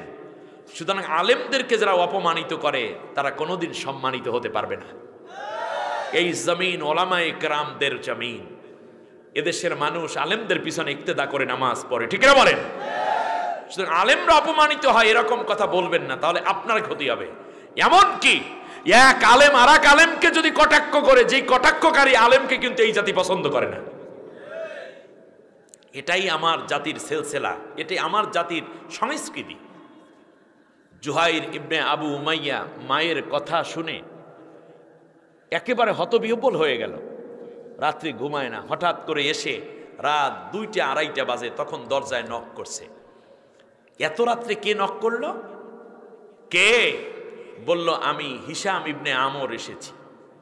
মনে আছে হিশাম ইবনে আমর কে? এই তো বুঝতে পেরেছেন। হ্যাঁ মুরব্বী আপনি? দরজা খুলে দিল। বলল, তুমি এক ডাকে সাড়া দিলা, তুমি কি ঘুমাও না? ভেতরে আসেন। বসাইয়া বলতেছে, আমার মা আমাকে ওসিয়ত করতেছে, মোহাম্মদকে যারা কষ্ট দেয় তার দলে আমাকে থাকতে নিষেধ করে, পারলে মোহাম্মদকে ওই জেল থেকে মুক্ত করে আনতে বলে আমার মা। শেষবারে বলেছে, আর না হলে তুই আমার সন্তানই না। কারণ মোহাম্মদ নাকি দুধ পান করেছিল 3 দিন 3 রাত আমার মায়ের, সে অর্থে মোহাম্মদ আমার দুধ ভাই। বলেন তো কি করা যায়? কিছু করতে চাও? বলে, হ্যাঁ করতে তো চাই। তাহলে ঠিক আছে, আমরা 2 জন হলাম, চলো আমরা আরেকজনের কাছে যাই। কার কাছে যাবে? আরেকজনের কাছে চলে গেল, জায়মা ইবনে আসওয়াদ ইবনে মুত্তালিব। সুবহানাল্লাহ বলেন। আরেকজনের কাছে। জায়মা হলো পররাষ্ট্র এবং আন্তর্জাতিক নীতিতে খুব পটু। বিদেশি যত মেহমান আসে সবাইকে আপ্যায়ন করে আবু জেহেলের পক্ষ থেকে, তার গুণগান গাইয়া গাইয়া, বুঝেন না, যা করে আর কি। তার কাছে যাওয়ার পরে জায়মা ইবনে আসওয়াদ ইবনে মুত্তালিব গত 10 দিন ধরে ভীষণ অসুস্থ, জ্বর, বিষে ব্যথা, শরীর একেবারে ক্লান্ত, উঠতে পারে না। হঠাৎ করে এই 3 জন গেল। এবারে আজকে রাতে মাত্র এই 9টা 10টার দিকে মা উটের দুধ তার মধ্যে খেজুর ভিজাইয়া এসে বলছে, বাবা আমি দোয়া করলাম, লাত মানত ওজ্জা ইয়াজদান হারমান হাবল দেবতার নাম নিয়ে কোনো কাজ হয় না, যেটা কাজ কর, মোহাম্মদ যে কালেমার দাওয়াত দেয় সেই কালেমা পইরা তুই এই দুধটুকু খাইয়ে ফেলা, দেখ আল্লাহ মাফ করে কিনা। ওই দুধটুকু খাইয়া আজকে জুহাইর ইবনে আবু উমাইয়ার মানে জায়মা ইবনে আসওয়াদ ইবনে মুত্তালিবের দারুণ ঘুম এসে গেছে। কিন্তু শেষ রাতে তার ঘুম ভেঙে গেছে। দেখতেছে মুহাম্মদ সাল্লাল্লাহু আলাইহি ওয়াসাল্লাম তার কপালের মধ্যে হাত দিয়ে বলতেছে, আমাকে তো আবু জেহেল শেষ করে দিতে চায়, স্বপ্নে দেখতেছে, তোমার কি কোনো দায়িত্ব নাই? এই অবস্থাটা দেখে তার ঘুম ভেঙে গেছে। দেখতেছে নবীজির হাত এখনো তার কপালে শীতলতা এনে দিচ্ছে। ঘুম থেকে উঠে বসে আছে, এমন সময় নক করেছে দরজায়। কে? বলল, আমি হিশাম ইবনে আমর এসেছি। দরজা খুলে দিয়ে বলল, কি ব্যাপার, তুমি ঘুমাও নাই? বলল যে না ঘুমাইনি, একটু আগে মোহাম্মদকে স্বপ্নে দেখলাম। তো তা মরা মানুষের সামনে ওয়াজ করা যায়? একটু সুবহানাল্লাহটা জোরে বলা যায় না?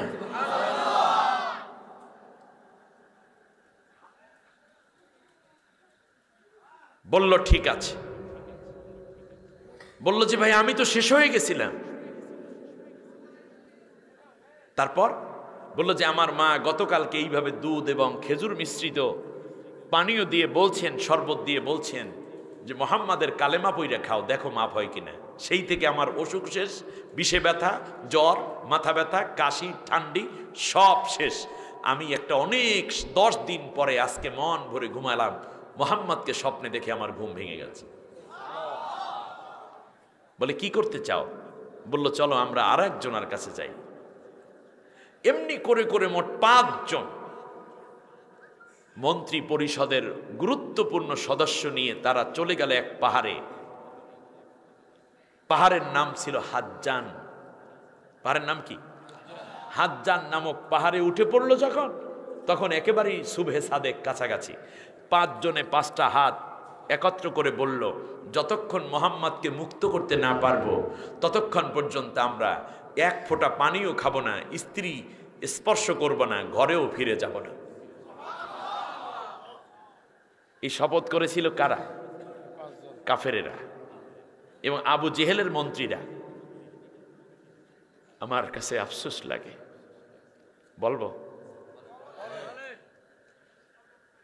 আল্লামা সাইদি সাহেবকে ফাঁসি দেওয়ার রায় হলো। দেশের মানুষ জীবন দিল প্রায় 250 থেকে 300 মানুষ। আপনারা জানেন ওই দলটার মধ্যে কি এইরকম 5 জন মানুষও ছিল না যে যেই জমিনে সাইদি সাহেবকে ফাঁসি এবং কাস্টডি দেওয়া হয় সেই দলে আমরা থাকবো না, তাকে মুক্ত করে ছাড়ব। যদি এই 5 জন মানুষও থাকতো তাহলে আজকে তারা হিরো হয়ে যেতেন, আল্লাহর কাছে প্রিয় হয়ে যেতেন, ঠিক না বলেন? একটি দল এত নিচে যেতে পারে যে সবাই পালাইয়া যায়? ছি, গুড়া বুড়া সব শেষ। এবারে আসেন,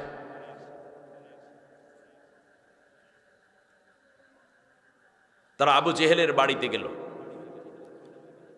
দায়িত্ব দেওয়া হলো জুহাইরকে যে তুমি প্রথম কথাবার্তা বলবা, তুমি চাইবে শেষ করতে, আমি একটু থামাবো। নিয়ে যাওয়া হলো। দরজায় নক করলো, সূর্য এখনো ওঠে নাই, আবু জেহেল ঘুম ভাঙে নাই। বলল কি খবর? তোমরা এসেছো 5 জন। আবু জেহেল পেয়ে তো খুশিতে বাকবাক, হ্যাঁ 8খানা খুশিতে। নতুন নাস্তা নিয়ে আসে, গরুর গোশত, এই মানে উটের গোশত, রুটি, হালুয়া রান্না বাড়া করে গরম গরম নিয়ে আসতেছে মন্ত্রীরা। খাও না কেন? বলল যে কিচ্ছু খাবো না। জুহাইর ইবনে আবু উমাইয়া বলছে, বস আপনার কথাই পৃথিবীতে মক্কা মদিনায় বহু মানুষকে ওকাজ মেলায় কোপাইছি, আজকে একটা ডিসিশন জানতে এসেছি মোহাম্মদ এবং তার সাথীদের ব্যাপারে, আপনার ডিসিশন কি? বলি এটা তো সংসদে পাশ হয়ে গেছে। কি পাশ করেছেন? বলে আরে তুমি ছিলে না। কি? বললো যে মারা যাবে একটা একটা করে, আর আমরা এনে এদিকে দাফন করে দেবো, আর কি। তলোয়ার বের করে বলল না, মোহাম্মদকে মুক্ত করতে হবে। মোহাম্মদের মুক্তি দিলে দেন, জেলের তালা খোলার জন্য চাবি আমাদের হাতে দিতে হবে, আর না হলে আপনাকে শেষ।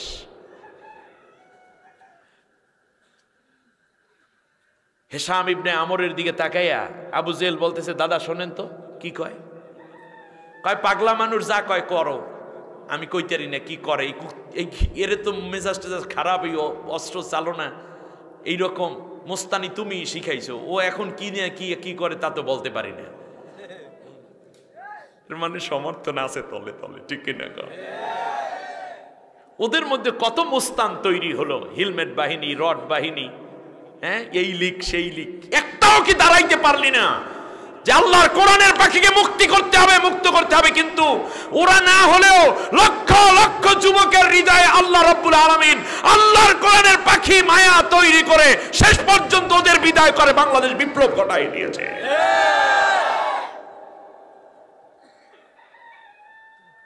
পোলাপাইন স্লোগান দেয়, চেয়েছিলাম অধিকার, হয়ে গেলাম রাজাকার।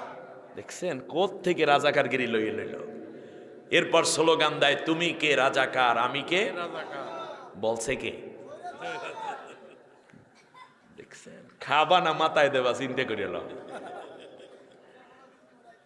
আমাদের জাফর ইকবাল সে বলল যে সব যেহেতু ইউনিভার্সিটির রাজাকার হয়ে গেছে, এই বিশ্ববিদ্যালয়ে যাইতে আমার লজ্জা লাগে। পোলাপাইনে কয় তোমার লজ্জা নিয়ে বিদেশে পালাও, বাংলাদেশে তোমার মতো রাজাকারের জায়গা হবে না, ঠিক না? এই কলকাঠি যিনি নারায়ণ, দিনকে রাত, রাতকে দিন, বাদশাকে ফকির, ফকিরকে বাদশা বানান যিনি, তার নাম কি? আল্লাহ। আমরা সেই আল্লাহর গোলাম। লিল্লাহে তাকবীর।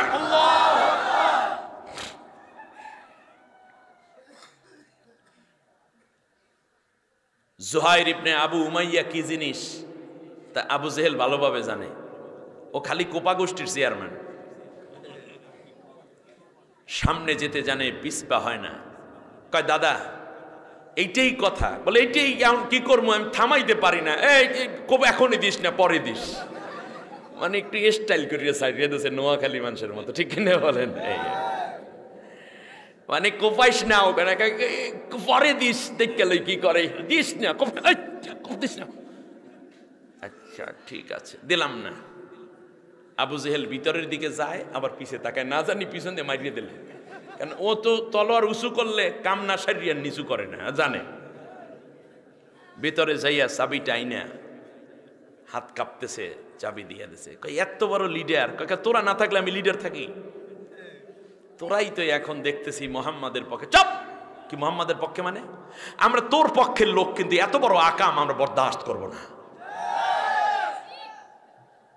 আজ যুবকদেরকে বলে যাই, যদি দেখো অন্যায় ভাবে কোন মানুষকে হত্যা করা হচ্ছে, নিজের জীবনের ঝুঁকি নিয়ে দাঁড়িয়ে যাবে। তোমার দেখা দেখি কোটি কোটি যুবক অন্যায়ের বিরুদ্ধে দাঁড়িয়ে ন্যায় প্রতিষ্ঠার সংগ্রামে আজও খালিদ ওলিদের মতো ন্যায় বিচারের জন্য হাসান হুসাইনের মধ্যে দাঁড়িয়ে সাহস পেয়ে যাবে।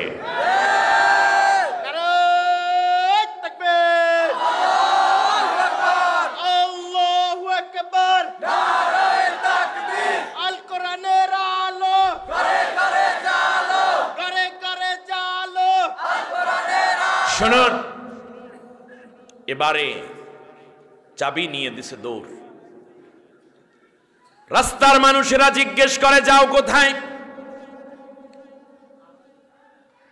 বলতেছে মুহাম্মদ সহ তার সাথীদেরকে উদ্ধার করার জন্য যাইতেছি। সব মানুষ চেয়েছিল, মক্কার সব মানুষ চায় মুহাম্মাদের মুক্তি, কিন্তু রাষ্ট্র ক্ষমতা তাদেরকে মুক্তি দেয় না। বাংলাদেশের সব মানুষ চেয়েছিল আল্লামা সাইদি মুক্তি হবে, বিরোধী দলীয় নেত্রী মুক্ত হোক, বাংলাদেশের রাজনীতিবিদ যারা আছেন সবাই মুক্ত হোক, মীর কাসিম আলী মুক্ত হোক, মুক্ত হোক মতিউর রহমান নিজামী, আলী আহসান, মোহাম্মদ মুজাহিদ সহ সবাই মুক্ত হোক, মুক্ত হোক। কিন্তু রাষ্ট্র ক্ষমতা আটকাইয়ে রেখেছে অন্যায়ভাবে, এই জন্য মুক্ত হয় নাই। কিন্তু মানুষেরা যদি আল্লামা সাইদি আজকে যদি জেলের মধ্যেও থাকতেন, বেঁচে যদি থাকতেন, আজ তিনি যদি মুক্ত হতেন, তাহলে বাংলাদেশের কোটি কোটি মানুষ, নারী পুরুষ যুবক আবাল বৃদ্ধ বনিতা, এমনকি হিন্দু বৌদ্ধ খ্রিস্টিয়ানরাও খুশি হয়ে যাইত। একজন সাইদির জন্য কমপক্ষে আগামী 100 বছর বাংলাদেশ কাঁদবে। আমার ভাইয়েরা, এই অবস্থা বুঝি ভারতের প্রেসক্রিপশনে, ভারতের চাপে দালাল সরকার চিকিৎসার নাম করে হাসপাতালে নিয়ে আমাদের আল্লামাকে হত্যা করেছে। জানাজাটা পর্যন্ত ঢাকায় পড়তে দেয় নাই, ঠিক না? আমার বন্ধুগণ, এবার খেয়াল করুন, চলে গেল, যাচ্ছে আর জিজ্ঞেস করে, কিরে খবর কি? আমরা যাই মোহাম্মদকে মুক্ত করতে, মোহাম্মদকে মুক্ত করতে। ছোট্ট বাচ্চাগুলো রানের মধ্যে থাপ্পড় মারে আর দৌড়ায় মাকে খবর দিবে, মা গো আলামিন মুক্ত হবে, তাড়াতাড়ি আসো, আলামিন মুক্ত হবে, তাড়াতাড়ি আসো। আমার বন্ধুগণ, নারী পুরুষ রাস্তার দুই পাশে দাঁড়াই আছে, মোহাম্মদকে নিয়ে আসবে। তালাটা খুলে ভেতরে চলে গেল।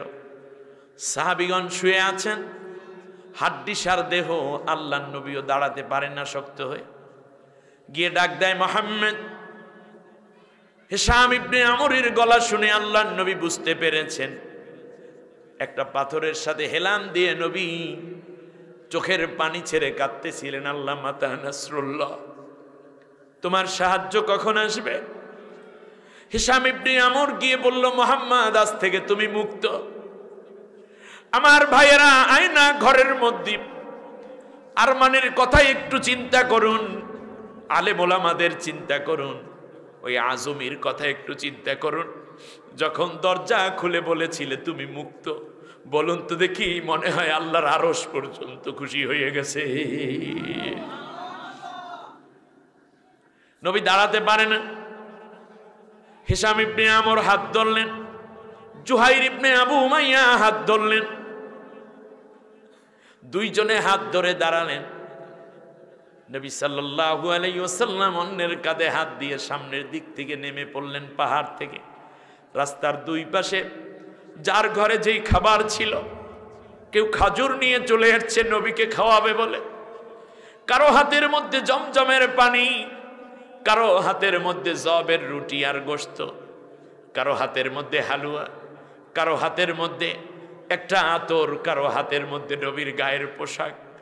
যে যা পেরেছে মুহাম্মদুর রাসূলুল্লাহকে উপঢৌকন দিবে। এতদিন পর জেল থেকে মুক্ত হয়েছে, সবাই নবীকে হাদিয়া দেওয়ার জন্য দাঁড়ায়। ছোট্ট বাচ্চাগুলো মায়ের দুধ পান করবে বলে যখন তারা প্রার্থনা করে, মা বলে চিৎকার করে বলে, এখন না, আগে মুহাম্মাদের চেহারা দেখবো, তারপরে তোরে দুধ দেব।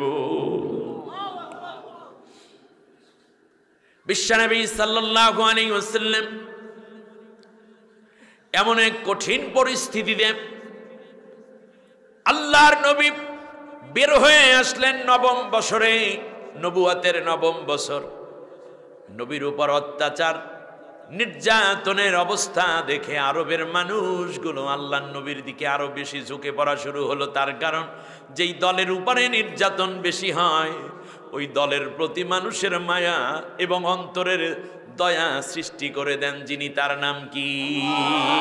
অনুরিদু আন্নামুন্না আলাল্লাযীনা ইসতুদঈফু ফিল আরদ। জমিনের বুকে নির্যাতিত নিপীড়িত সবচেয়ে বড় মাজলুম যেই দল, ওই দলের উপরে মায়া করাকে আমি আল্লাহ সিদ্ধান্তে রেখেছি। সুবহানাল্লাহ। নির্যাতিত মাজলুম দলের প্রতি দয়ার ওয়াদা করেছেন আল্লাহ নিজে। সুবহানাল্লাহ বলেন। এবার আল্লাহ সুবহানাহু ওয়া তাআলার কথা ধরে সামনে একটু এগিয়ে গেলে দেখলাম, আপনি দেখুন, মাত্র 57 জন এই 73 জনকে নিয়ে বেরিয়ে আসলেন, কিন্তু এক বছরের মধ্যে এটা উন্নত হয়ে গেল 338 জনে। সুবহানাল্লাহ বলেন। নারী পুরুষ 338। এক পর্যায়ে বিশ্বনবী সাল্লাল্লাহু তাআলা আলাইহি ওয়াসাল্লাম কাঁদতেছেন। এই ফাঁকে আল্লাহ তাআলা চাইলেন নবীকে সান্ত্বনা দিতে। মানুষ যখন অনেক কষ্ট পায় তখন তাকে রিল্যাক্স দেয়া দরকার, ঠিক না বলুন? বাস, নাজিল হওয়ার প্রথম কারণ, কয় কারণে সূরা নাজিল হয়েছে? 4 কারণ। এতক্ষণ বসে কোনটা বললাম? একটা কারণ বলেছি, আপনাদের কষ্ট হচ্ছে। দ্বিতীয় কারণ, রাসূল সাল্লাল্লাহু আলাইহি ওয়াসাল্লামের চরম বিপদে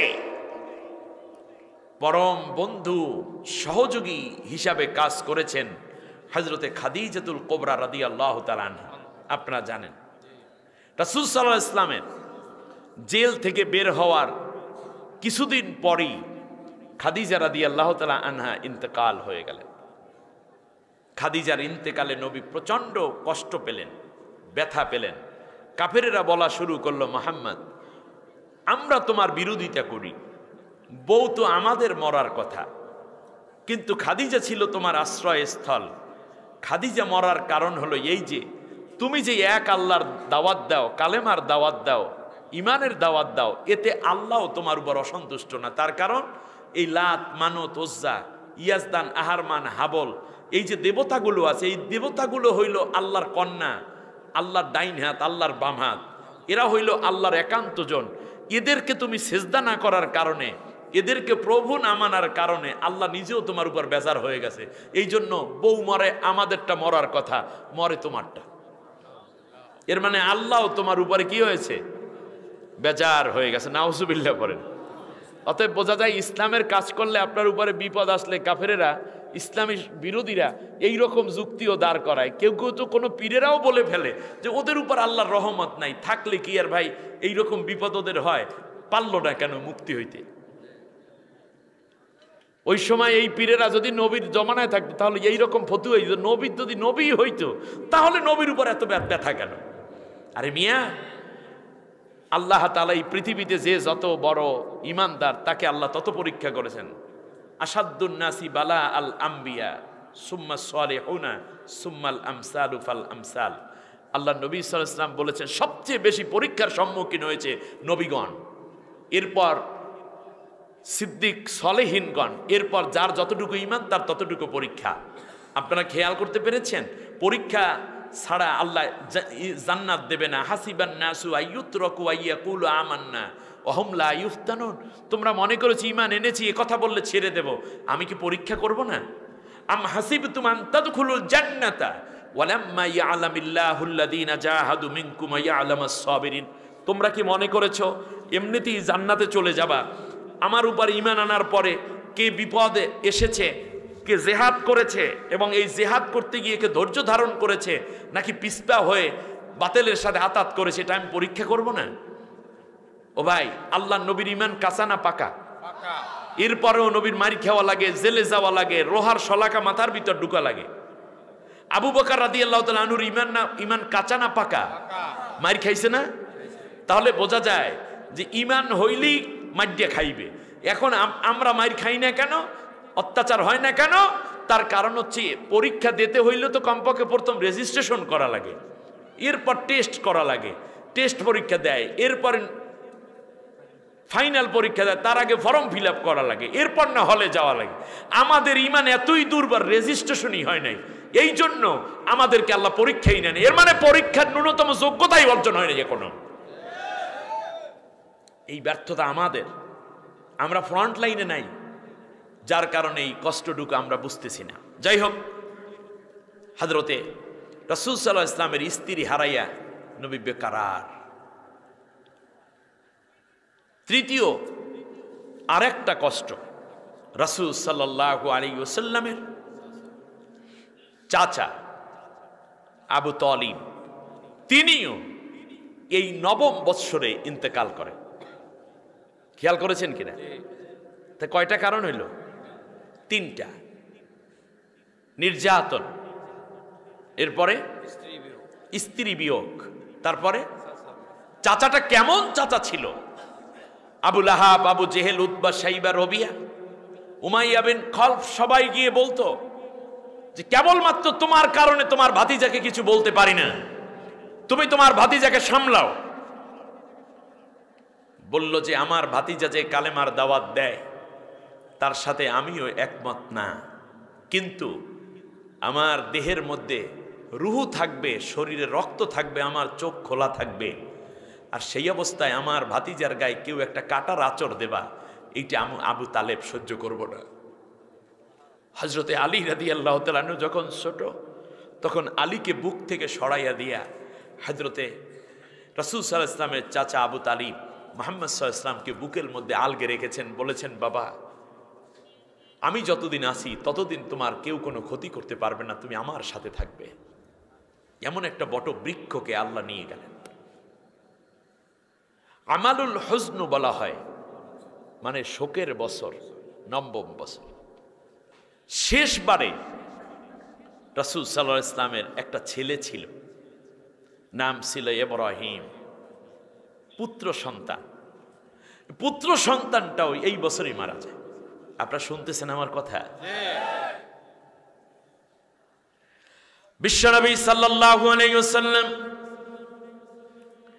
ইব্রাহিমের মরা দেহটা কোলের মধ্যে নিয়ে চেহারার দিকে তাকান আর দর দর করে চোখের পানি ছেড়ে দিলেন।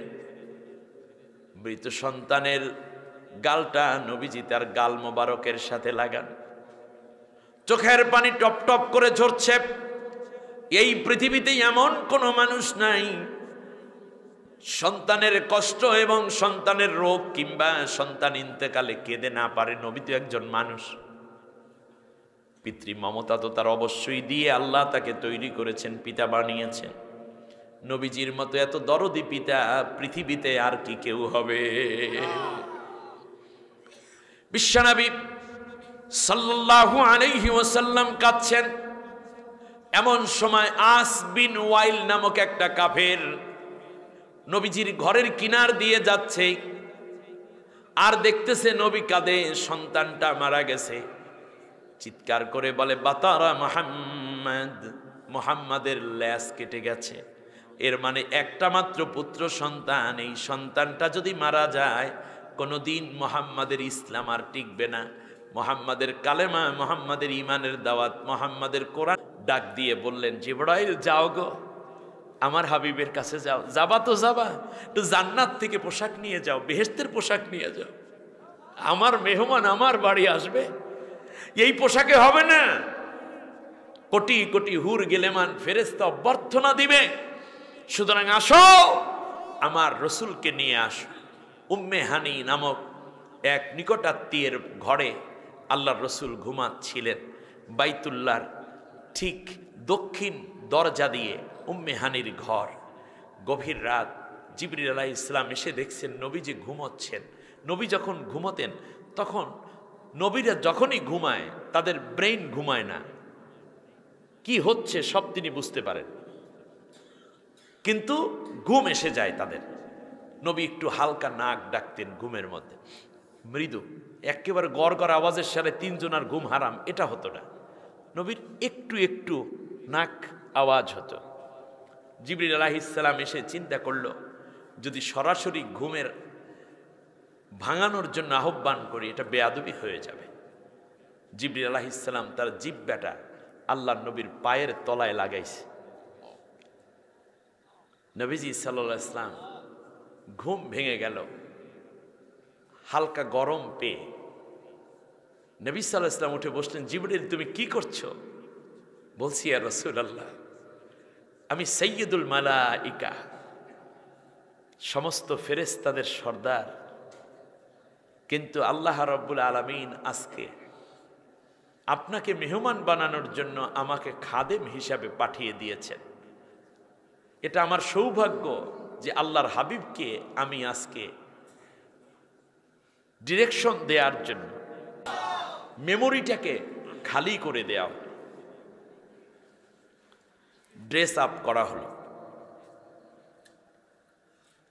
মুসা আলাইহিস সালাম বলছেন রব্বি আরিনি, আল্লাহ তুমি আমাকে দেখা দাও। কিন্তু আল্লাহ ডাক দিয়ে বললেন লান তারানি ইয়া মুসা, মুসা তুমি আমাকে দেখতে পাবে না। দেখতে পাবে না, এই সীমাবদ্ধতা কি আল্লাহর না মুসার? মুসা আলাইহিস সালামের। তার কারণ আল্লাহকে দেখার জন্য যে পরিবেশ দরকার, যে পাওয়ার দরকার, হৃদয়ের মধ্যে, ব্রেইনের মধ্যে, চোখের মধ্যে যে ক্যাপাবিলিটি দরকার, এইটা দুনিয়ায় কারো নাই, কারো নাই। আল্লাহ বললেন মুসা সব বাদ দাও, তুমি তাকাও পাহাড়ের দিকে। পাহাড়ের দিকে মুসা পয়গাম্বর তাকিয়ে দেখলেন আল্লাহ তাআলার 40,000 নূরের পর্দার মধ্যে একটি মাত্র পর্দা আল্লাহ সামনে এগিয়েছেন। মতান্তরে 70,000 নূরের বেষ্টনী, তার মধ্যে আল্লাহ তাআলা মাত্র একটি পর্দা সামনে আগানোর কারণে যে নূরের তাজল্লিটা বাইরে পড়েছে। মুসা যেই পাহাড়ের মধ্যে ছিলেন সেই পাহাড় আল্লাহ নূরে পুড়ে কি হয়েছে? ছাই হয় নাই, সুরমা হয়েছে। কারণ পড়ছে কি দিয়ে? নূর দিয়ে। আল্লাহ নূরে যেটা পড়ে ওটা ছাই হয় না, আগুনে পুড়লে না ছাই হয়। কথা বোঝেন নাই? আগ্নেয়গিরিতে পুড়লে পাথর ছাই হয়, কয়লা হয়, কিন্তু এটা পড়ছে কিসে?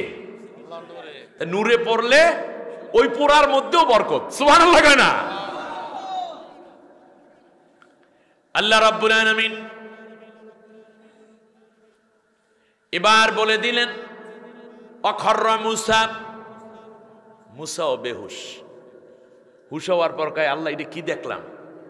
কয় 70,000-এর মধ্যে মাত্র একটা পর্দা সামনে আসছে। মুসা বলছি না লান তারানি, আমাকে দেখতে পাবে না। তো মুসা আলাইহিস সালাম দেখতে চাইয়াও দেখতে পারে নাই, কিন্তু আল্লাহ চান নবীকে দেখা দিতে। নবীর উম্মাতরা বোঝেন নাই নাকি? আল্লাহ তাআলাকে মুসা দেখতে চান, যোগ্যতাহীন, দেখার যোগ্যতা নাই, কিন্তু আল্লাহ নিজে চান নবীকে দেখা দিতে। এই জন্য আল্লাহ তাআলা যেই জায়গায় গেলে দেখা দেওয়া যায়, দেখা যায়, সেই জায়গা পর্যন্ত আল্লাহ নিজে তার কুদরতে মেহমান বানাইয়া আল্লাহ তাআলা তার হাবিবকে নিয়ে গেছে। সুবহানাল্লাহ। প্রথম আসমান, নবী যাচ্ছেন, জিবরাইল, বরাক শব্দের অর্থ হচ্ছে বিজলি।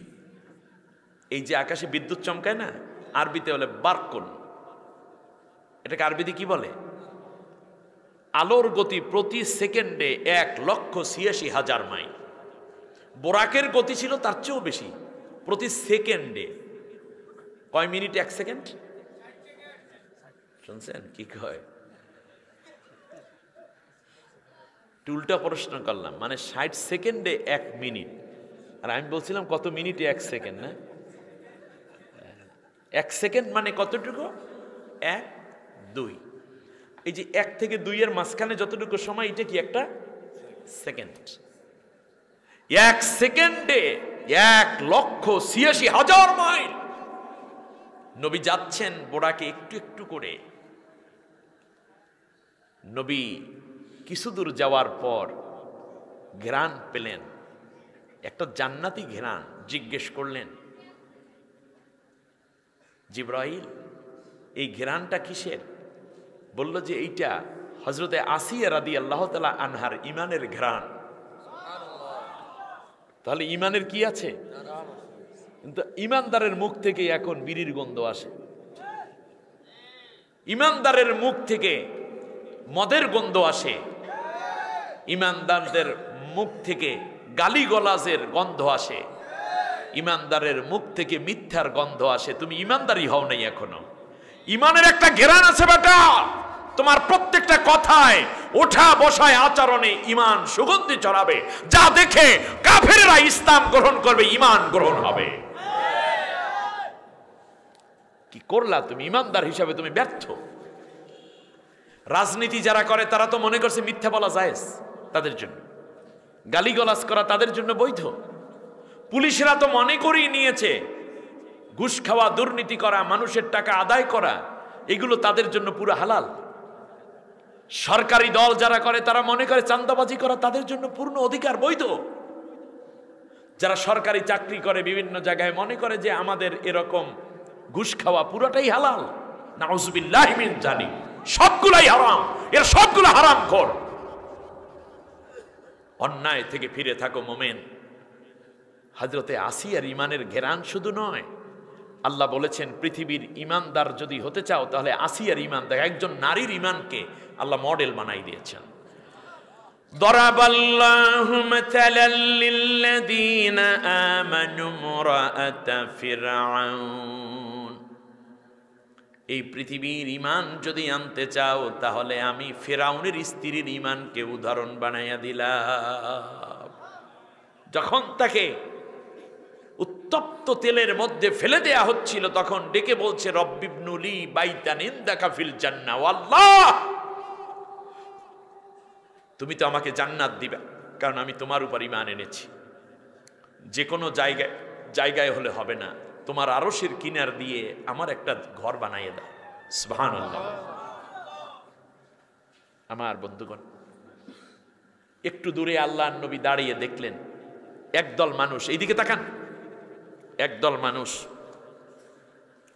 চেহারার মধ্যে এইভাবে জোরে পিতলের নখ, নিজের বড় বড় নখ, পিতলের এত বড় বড় নখ, এই নখ দিয়ে চেহারার মধ্যে এইভাবে ঢুকাচ্ছে। এরপর হেসকা টান দিয়ে গালের চামড়া, থুতনির চামড়া, মুখের চামড়া, ঠোঁট সহ পুরোটা চামড়া এবং গোশত বের করে আনতেছে। রক্তাক্ত হয়ে যাচ্ছে শরীর, এই দিকে আবার গোশত জন্মাইয়া যায়। নবীজি জিজ্ঞেস করলেন, জিব্রাইল, এই পোড়া কপাল মানুষগুলো কারা?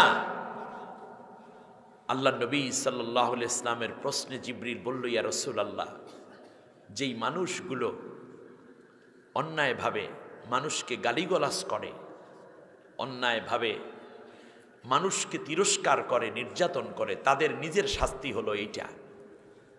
অতএব যারা নির্দোষ মানুষগুলোকে ইসলামের কথা বলার কারণে কিংবা বিরোধী দল হওয়ার কারণে নির্যাতন অত্যাচার করেছ, মনে রাখবে তোমাদের শাস্তি দুনিয়ায়ও তোমরা এই পাগলামিটা করবা, রাস্তায় রাস্তায় পাগল হয়ে মরবে, লাশ খুঁজেও হয়তো পাওয়া যাবে না। কিছু দূর যাওয়ার পরে বিশ্বনবী দেখতে পেলেন একদল মানুষ, বিশাল বড় পেট, তার মধ্যে সাপগুলো নড়াচড়া করছে, বড় বড় সাপ, আর তা বাহির থেকে দেখা যাচ্ছে।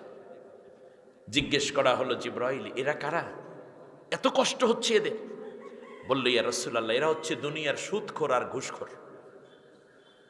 কপাল পোড়া পুলিশ হন, র্যাব হন, ডিসি, এসপি, ওসি হন, এই গুনাহটা কইরেন না।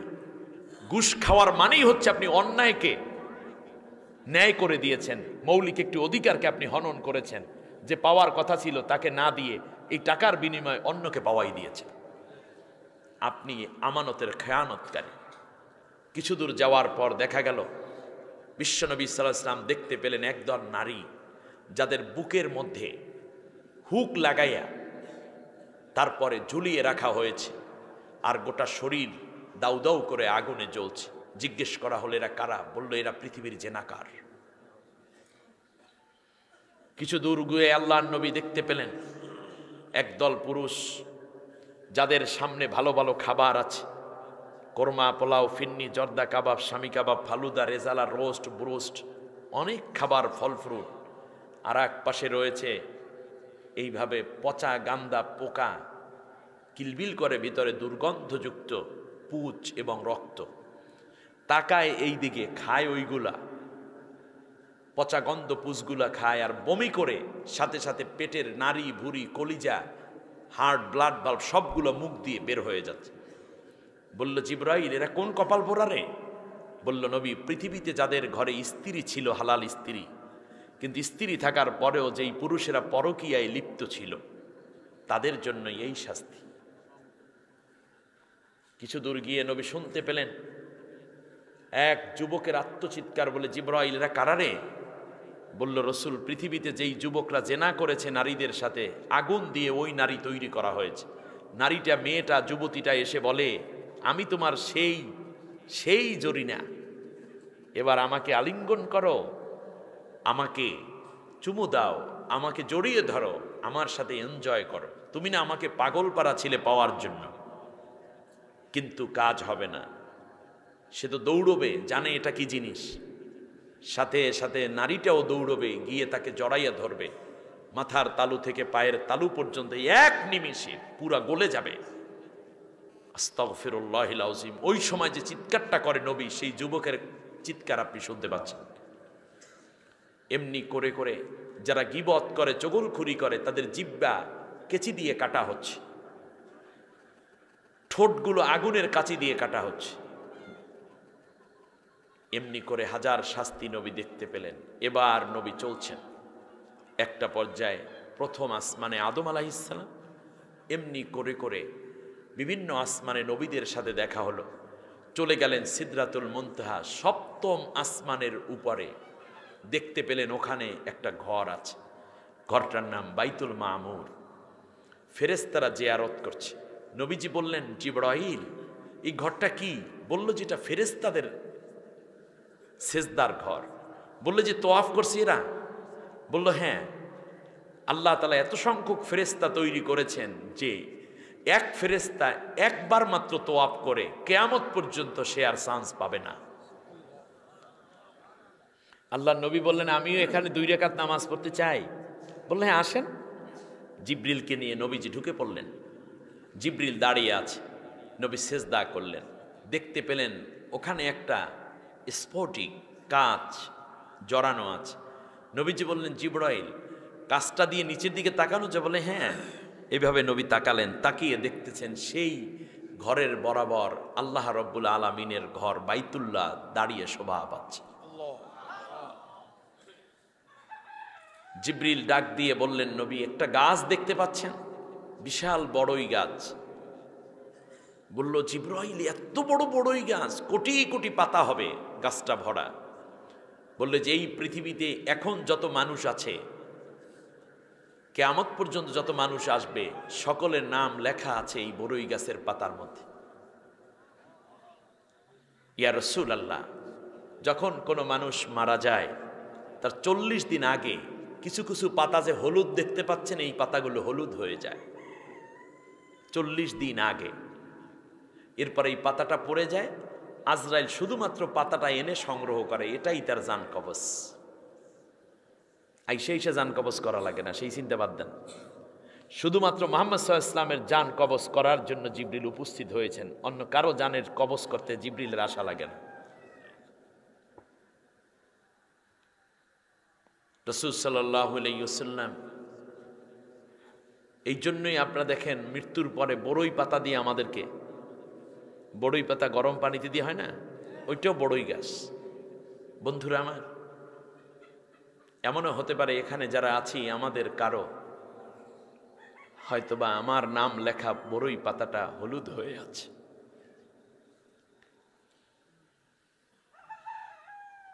একটু দূরে গিয়ে জিবরিল আলাইহিস সালাম বলল, ইয়া রাসূলুল্লাহ, আমি আর যেতে পারবো না, এটার নাম সিদরাতুল মুনতাহা, এখানে নিষেধ করা হয়েছে, এর সামনে যদি আমি যাই তাহলে আমার যে নূরের পাওয়ার আছে, এই পাওয়ারে, আল্লাহর নূরের পাওয়ারে আমার এই পাওয়ার শেষ হয়ে যাবে, আমি ধ্বংস হয়ে যাব, এরপরে আপনি যেতে পারবেন। বলল, তাহলে আমি একা যাব? বলল, না, আপনার জন্য নতুন বাহন এসেছে, নাম রফরফ। সুবহানাল্লাহ। নবীজি রফরফে বাহন হলেন। নবীজিকে আল্লাহ তাআলা পাওয়ার দিয়ে তার কাছে নিয়ে যাচ্ছে। কিছু দূর যাওয়ার পরে নবীজি একটু ভয় ভয় লাগছে, দ্রুত গতিতে বাহন ছুটছে, সে কি? এক পর্যায়ে নবীর যখন একটু ভয় আসলো, শুনতে পাচ্ছেন আবু বকর রাদিয়াল্লাহু তাআলা আনহুর কণ্ঠ। আবু বকর বলছে, ইয়া রাসূলুল্লাহ, আমি আবু বকর আপনার সাথে আছি। নবীর সাহস বেড়ে গেল। সুবহানাল্লাহ। আজ এ পর্যন্তই মেরাজে আল্লাহর নবী 27 বছর ছিলেন, কিন্তু কেমন করে 27 বছর আল্লাহ কাটাই দিলেন, এটা আল্লাহর জন্য কোনো ব্যাপার না। কারণ সময়কে আল্লাহ তাআলা কি করেছেন? স্থির করেছেন। যে যে অবস্থায় আছে এ অবস্থায় থেকে যাবে, এটা আল্লাহ করতে পারেন, এবং আজকে বর্তমান সায়েন্স এটা প্রমাণ করেছে। নবীজি মেরাজ সেরে আসলেন, যে পানি দিয়ে ওযু করে গেছেন সেই পানি তখনও গড়িয়ে যাচ্ছে। যাওয়ার সময় দরজায় যে শিকলটা ঝুলানো ছিল ওইটা মাথায় লেগেছে, একটু মাঝে মাঝে লাগে না, দরজা যখন লাগে আমরা শিকল দিয়ে, ওইটা যে নড়তে ছিল সেইটা এসে নবী দেখলেন তখনও নড়তেছে। যে বিছনা ছেড়েছেন দেখলেন এখনও সেই গরমটাই আছে। মাঝখানে কেটেছে 27 বছর। কাফেরেরা বলল যে ঘটনা ঘটছে, মুহাম্মদ আসলেই পাগল হয়ে গেছে। আবু বকর রাদিয়াল্লাহু তাআলা আনহুর কাছে দৌড়ে চলে গেছে। নবীজি যখন মেরাজ বর্ণনা করছেন, আবু লাহাব, আবু জেহেলরা বলছে, মুহাম্মদ সত্যি তুমি যা বলছো এটা কি আমরা প্রচার করবো? বলে, হ্যাঁ, প্রচার করো। আবু জেহেলরা চিন্তা করলো যে জিনিস একটা পাইছি, আগে বলছিলাম শুধু পাগল, এখন তো পুরাই পাগল হয়েছে, যাক এই পাগলের যারা মহব্বত করে বেশি তাদের কাছে আগে যাই। দৌড়ে গেছে আবু জেহেল আবু বকরের কাছে রাদিয়াল্লাহু তাআলা আনহু, বলতেছে, শুনছো মুহাম্মদ নাকি আজকে মেরাজ করতে গেছে, উম্মে হানির ঘর থেকে গেছে, জিবরিল নাকি আসছে, বোরাকে চইরে গেছে, সপ্তম আসমান মসজিদুল আকসা, সেখান থেকে জান্নাত জাহান্নাম দেখছে, তারপরে একেবারে সব দেইখা টেইখা শুইনা টুইনা 27 বছর একেবারে আল্লাহ তাআলার দিদার কইরা তারপর নাকি আসছে। আইসা দেখে বিছনা গরম, পানি গড়াইয়া যায়, শিকলটা তখনও নড়ে। দৌড়ে আসছে, মুহাম্মদ সাল্লাল্লাহু আলাইহি ওয়াসাল্লাম কি কথা বলছে? বলছে, হ্যাঁ বলছে তো। আরে এখনো বাইতুল্লাহর চত্বরে বলতেছে মুহাম্মদ। হাতটা শক্ত করে ধরে বলল, চলো শুনি গিয়ে। আবু বকর রাদিয়াল্লাহু তাআলা আনহু নবীর বক্তব্য শোনেন নাই, বরং বক্তব্য নিজে দিচ্ছেন। নবী, আজকে নাকি আপনার মেরাজ হয়েছে? বলল, হ্যাঁ। আবু বকর, তোমাকে তো বলতে পারিনি, কারণ এই মাত্র আমার বর্ণনা শুরু হলো। বলে, আপনি নাকি এখান থেকে মসজিদুল আকসায় গেছেন? বললে, হ্যাঁ। সেখান থেকে জাহান্নাম দেখেছেন? বলে, হ্যাঁ দেখেছি তো। জান্নাত দেখেছেন? দেখেছি। আপনি 7 আসমানে 7 জন নবীর দিদার পেয়েছেন? বলে, হ্যাঁ হয়েছে তো। বলল, সিদরাতুল মুনতাহায় নামাজ পড়েছেন? বলে, হ্যাঁ পড়েছি তো। বলল, সেখান থেকে রফরফ বাহনে আপনি আল্লাহর দিদার পেয়েছেন, আরশে গেছেন? বলে, হ্যাঁ গেছি তো। আপনি এসে দেখতেছেন ওযুর পানি গড়াইয়া যায়? বলে, হ্যাঁ গেছে তো। সব সত্য আবু বকর, আমি যা বলছি। আবু বকর চোখের পানি ছেড়ে আঙ্গুল উঁচু করে নবীকে ইশারা করে বললেন, সাদ্দাকতা ইয়া রাসূলুল্লাহ, আপনি যা বলেছেন নবী সব সত্য, একটাও মিথ্যা নয়।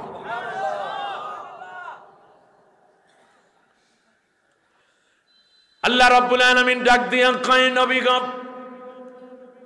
আপনি আবু বকরকে সিদ্দিক উপাধি দিয়ে আপনি ধন্য করেছেন। আমি আল্লাহ রাব্বুল আলামিন আজ থেকে আবু বকরকে সিদ্দিকে আকবর হিসাবে উপাধিতে ভূষিত করে দিলাম। পৃথিবীর শ্রেষ্ঠতম বিশ্বাসী যে নবী আমরা আল্লাহ চিনতাম না, জান্নাত বুঝতাম না, জাহান্নাম বুঝতাম না, রূহ কি জিনিস বুঝতাম না, আকাশ কি জিনিস বুঝতাম না। আপনার কথায় মূর্তিগুলো ছেড়ে দিয়ে আমরা চলে এসেছি। আপনি যা বলেছেন সব বিশ্বাস করলাম, আর আপনি এখন মেরাজ করবেন, এটা ওর অবিশ্বাসের কি হইল? নবী যা বলেন সব সত্য। সুবহানাল্লাহ। এর নাম ঈমান। এর নাম কি? এটাই হচ্ছে নবীর প্রতি বিশ্বাস। হঠাৎ করে এক নেতা বলে ফেললো যে কোরআনে রাজনীতি নেই, আর তার দলের লোকেরা যদি বিশ্বাস করে তোমার ঈমান নেই। যে ব্যক্তি বলবে কোরআন দিয়ে রাজনীতি চলে না, এই ব্যক্তির মতো জ্ঞান পাপী পৃথিবীতে আর হতে পারে না। সে প্রকারান্তরে নবীকে অস্বীকার করছে। কারণ রাসূল সাল্লাল্লাহু আলাইহি ওয়াসাল্লাম 10 বছর রাষ্ট্র চালিয়েছেন কি দিয়ে? আল্লাহর কোরআন দিয়ে। যে ইসলামের রাজনীতি বলতে কিছু নাই, এটা ওনার অজ্ঞতা, এটা তার ব্যর্থতা। একজন মুসলমান হিসাবে এটা তার জীবনের সবচেয়ে জিরো একটা পচা ডিম মার্কা চিন্তা যে তিনি ব্যর্থ। কিন্তু কোরআন পুরোটাই আল্লাহ রাব্বুল আলামিনের রাজনৈতিক দর্শন দিয়ে ভরা। তার কারণ রাজনীতি যদি কোরআন না থাকে তাহলে দেশ কার আইনে চলবে? অথচ আল্লাহ বলছেন ইনিল হুকমে ইল্লা লিল্লাহ, একমাত্র আমার আইন চালাবে। আল্লাহ তাআলা বলেছে আলা আল্লাহুল খলকু ওয়াল আমরু, সৃষ্টি যার, আইন চলবে তার। আফা হুকমাল জাহিলিয়াতি ইয়াবগুন, তোমরা কি জাহেলদের কাছে আইন চাও নাকি? ওমান আহসানু মিনাল্লাহি হুকমান লিকওমি ইউকিনুন, ঈমানদারদের জন্য, মুকিনদের জন্য, বিশ্বাসীদের জন্য আমি আল্লাহর আইন ছাড়া অন্য কোনো আইন হতে পারে না। ওয়ালা তুতিউ আমরাল মুসরিফিন, আমি আল্লাহর আইন ছাড়া যত আইন আছে কোনো আইন তোমরা মানতে পারবে না। আল্লাহর নবীও বলেছেন লা তুআতা লিমাখলুকিন বিমাসিয়াতি খালিক, আল্লাহর আইনের উপরে কোনো মানুষের আইন চলতে পারবে না। অর্থনীতি, সমাজনীতি, রাজনীতি, আন্তর্জাতিক নীতি, যুদ্ধনীতি, বন্ধি নীতি, সন্ধি নীতি, রাষ্ট্র পরিচালনার যতগুলো কাঠামো আছে সবগুলো দিয়ে আমি আল্লাহ সুবহানাহু ওয়া তাআলা তোমাকে এই মেরাজের রাতে ধন্য করে দিলাম। বিশ্বনবী সাল্লাল্লাহু আলাইহি ওয়াসাল্লাম 14 দফা নিয়ে পৃথিবীতে চলে আসলেন। তা দিয়ে তিনি হিজরত করার পরে 10 বছর রাষ্ট্র চালালেন এই কোরআন দিয়ে 14 দফার আলোকে। আবু বকর রাদিয়াল্লাহু তাআলা রাষ্ট্র চালালেন, ওমর রাদিয়াল্লাহু আনহু রাষ্ট্র চালালেন কোরআন দিয়ে। ঠিক কিনা বলেন? এটা কি ইসলামী রাজনীতি ছিল কি ছিল না? কোরআনের মধ্যে আইনের কথা নাই, আদালতের কথা নাই, সংবিধানের কথা নাই, চোরের বিরুদ্ধে কথা নাই, আবার নির্দোষ মানুষকে শান্তি দেওয়ার কথা আছে না, অর্থনীতির কথা নাই, কোন ব্যাংক হালাল কোনটা হারাম এটা নাই, মরার পরে কি হবে সেটা নাই, কোন শাসক আমাদের জন্য কল্যাণ করে এটা নাই। আল্লাহ তাআলার আইন এবং বিধান দিয়ে, এটার নামই তো ফোরকান। ফোরকান মানেই তো সংবিধান। আল্লাহ রাব্বুল আলামিন কোরআন দিলেন। এমন কি শেষ জামানায় ইমাম মাহদী আলাইহিস সালাম আসবেন, তিনি কোন সংবিধান দিয়ে দেশ চালাবেন? 40 বছর রাষ্ট্র চালাবেন কোরআন দিয়ে। ঈসা আলাইহিস সালাম এসে রাষ্ট্র চালাবেন কি দিয়ে? কোরআন দিয়ে। আমার দেশের কোন রাজনীতিবিদ, কোন নেতা যদি বলে যে কোরআনে রাজনীতি নেই, আর তার দলের লোকেরা যদি বিশ্বাস করে তোমার ঈমান নেই, আপনি কোরআনের রাজনীতি করতে পারেন না, এটা আপনার ব্যর্থতা। কিন্তু কোরআনের রাজনীতি নাই, ইসলামের রাজনীতি নাই। ইসলাম একটি পূর্ণাঙ্গ জীবন ব্যবস্থা। আল ইয়াউমা আকমালতু লাকুম দীনাকুম ওয়া আতমামতু আলাইকুম নি'মাতি ওয়া রাদিতু লাকুমুল ইসলাম দীনা। ইসলাম পরিপূর্ণ মোকাম্মাল নিজামে হায়াত। আল্লাহ রাব্বুল আলামিনের কোরআন দিয়ে দেশ চললে চুরি থাকবে না, ডাকাতি থাকবে না, জেনা থাকবে না, ধর্ষণ থাকবে না, দুর্নীতি থাকবে না, চাঁদাবাজি থাকবে না, খুন থাকবে না। পৃথিবীর কোনো মানুষ, দেশের কোনো মানুষ অত্যাচার করার সাহস পাবে না। এমন একটি সমাজ আমরা কায়েম করে দেখাতে চাই। এই দায়িত্ব কি হিন্দুদের উপরে, ইহুদি খ্রিস্টানদের উপরে, না মুসলমানদের উপরে? যদি মুসলমান হন হাত উঁচু করে বলেন আগামীর পার্লামেন্ট আল্লাহর কোরআনের পার্লামেন্ট হবে। আমরা সেই পার্লামেন্ট দেখে বিশ্ববাসীকে বুঝিয়ে দেব আল্লাহর কোরআন দিয়ে দেশ কেমনে চালানো যায়। আল্লাহ আমাদেরকে সহযোগী ভূমিকা পালনের তৌফিক দিন। আমিন।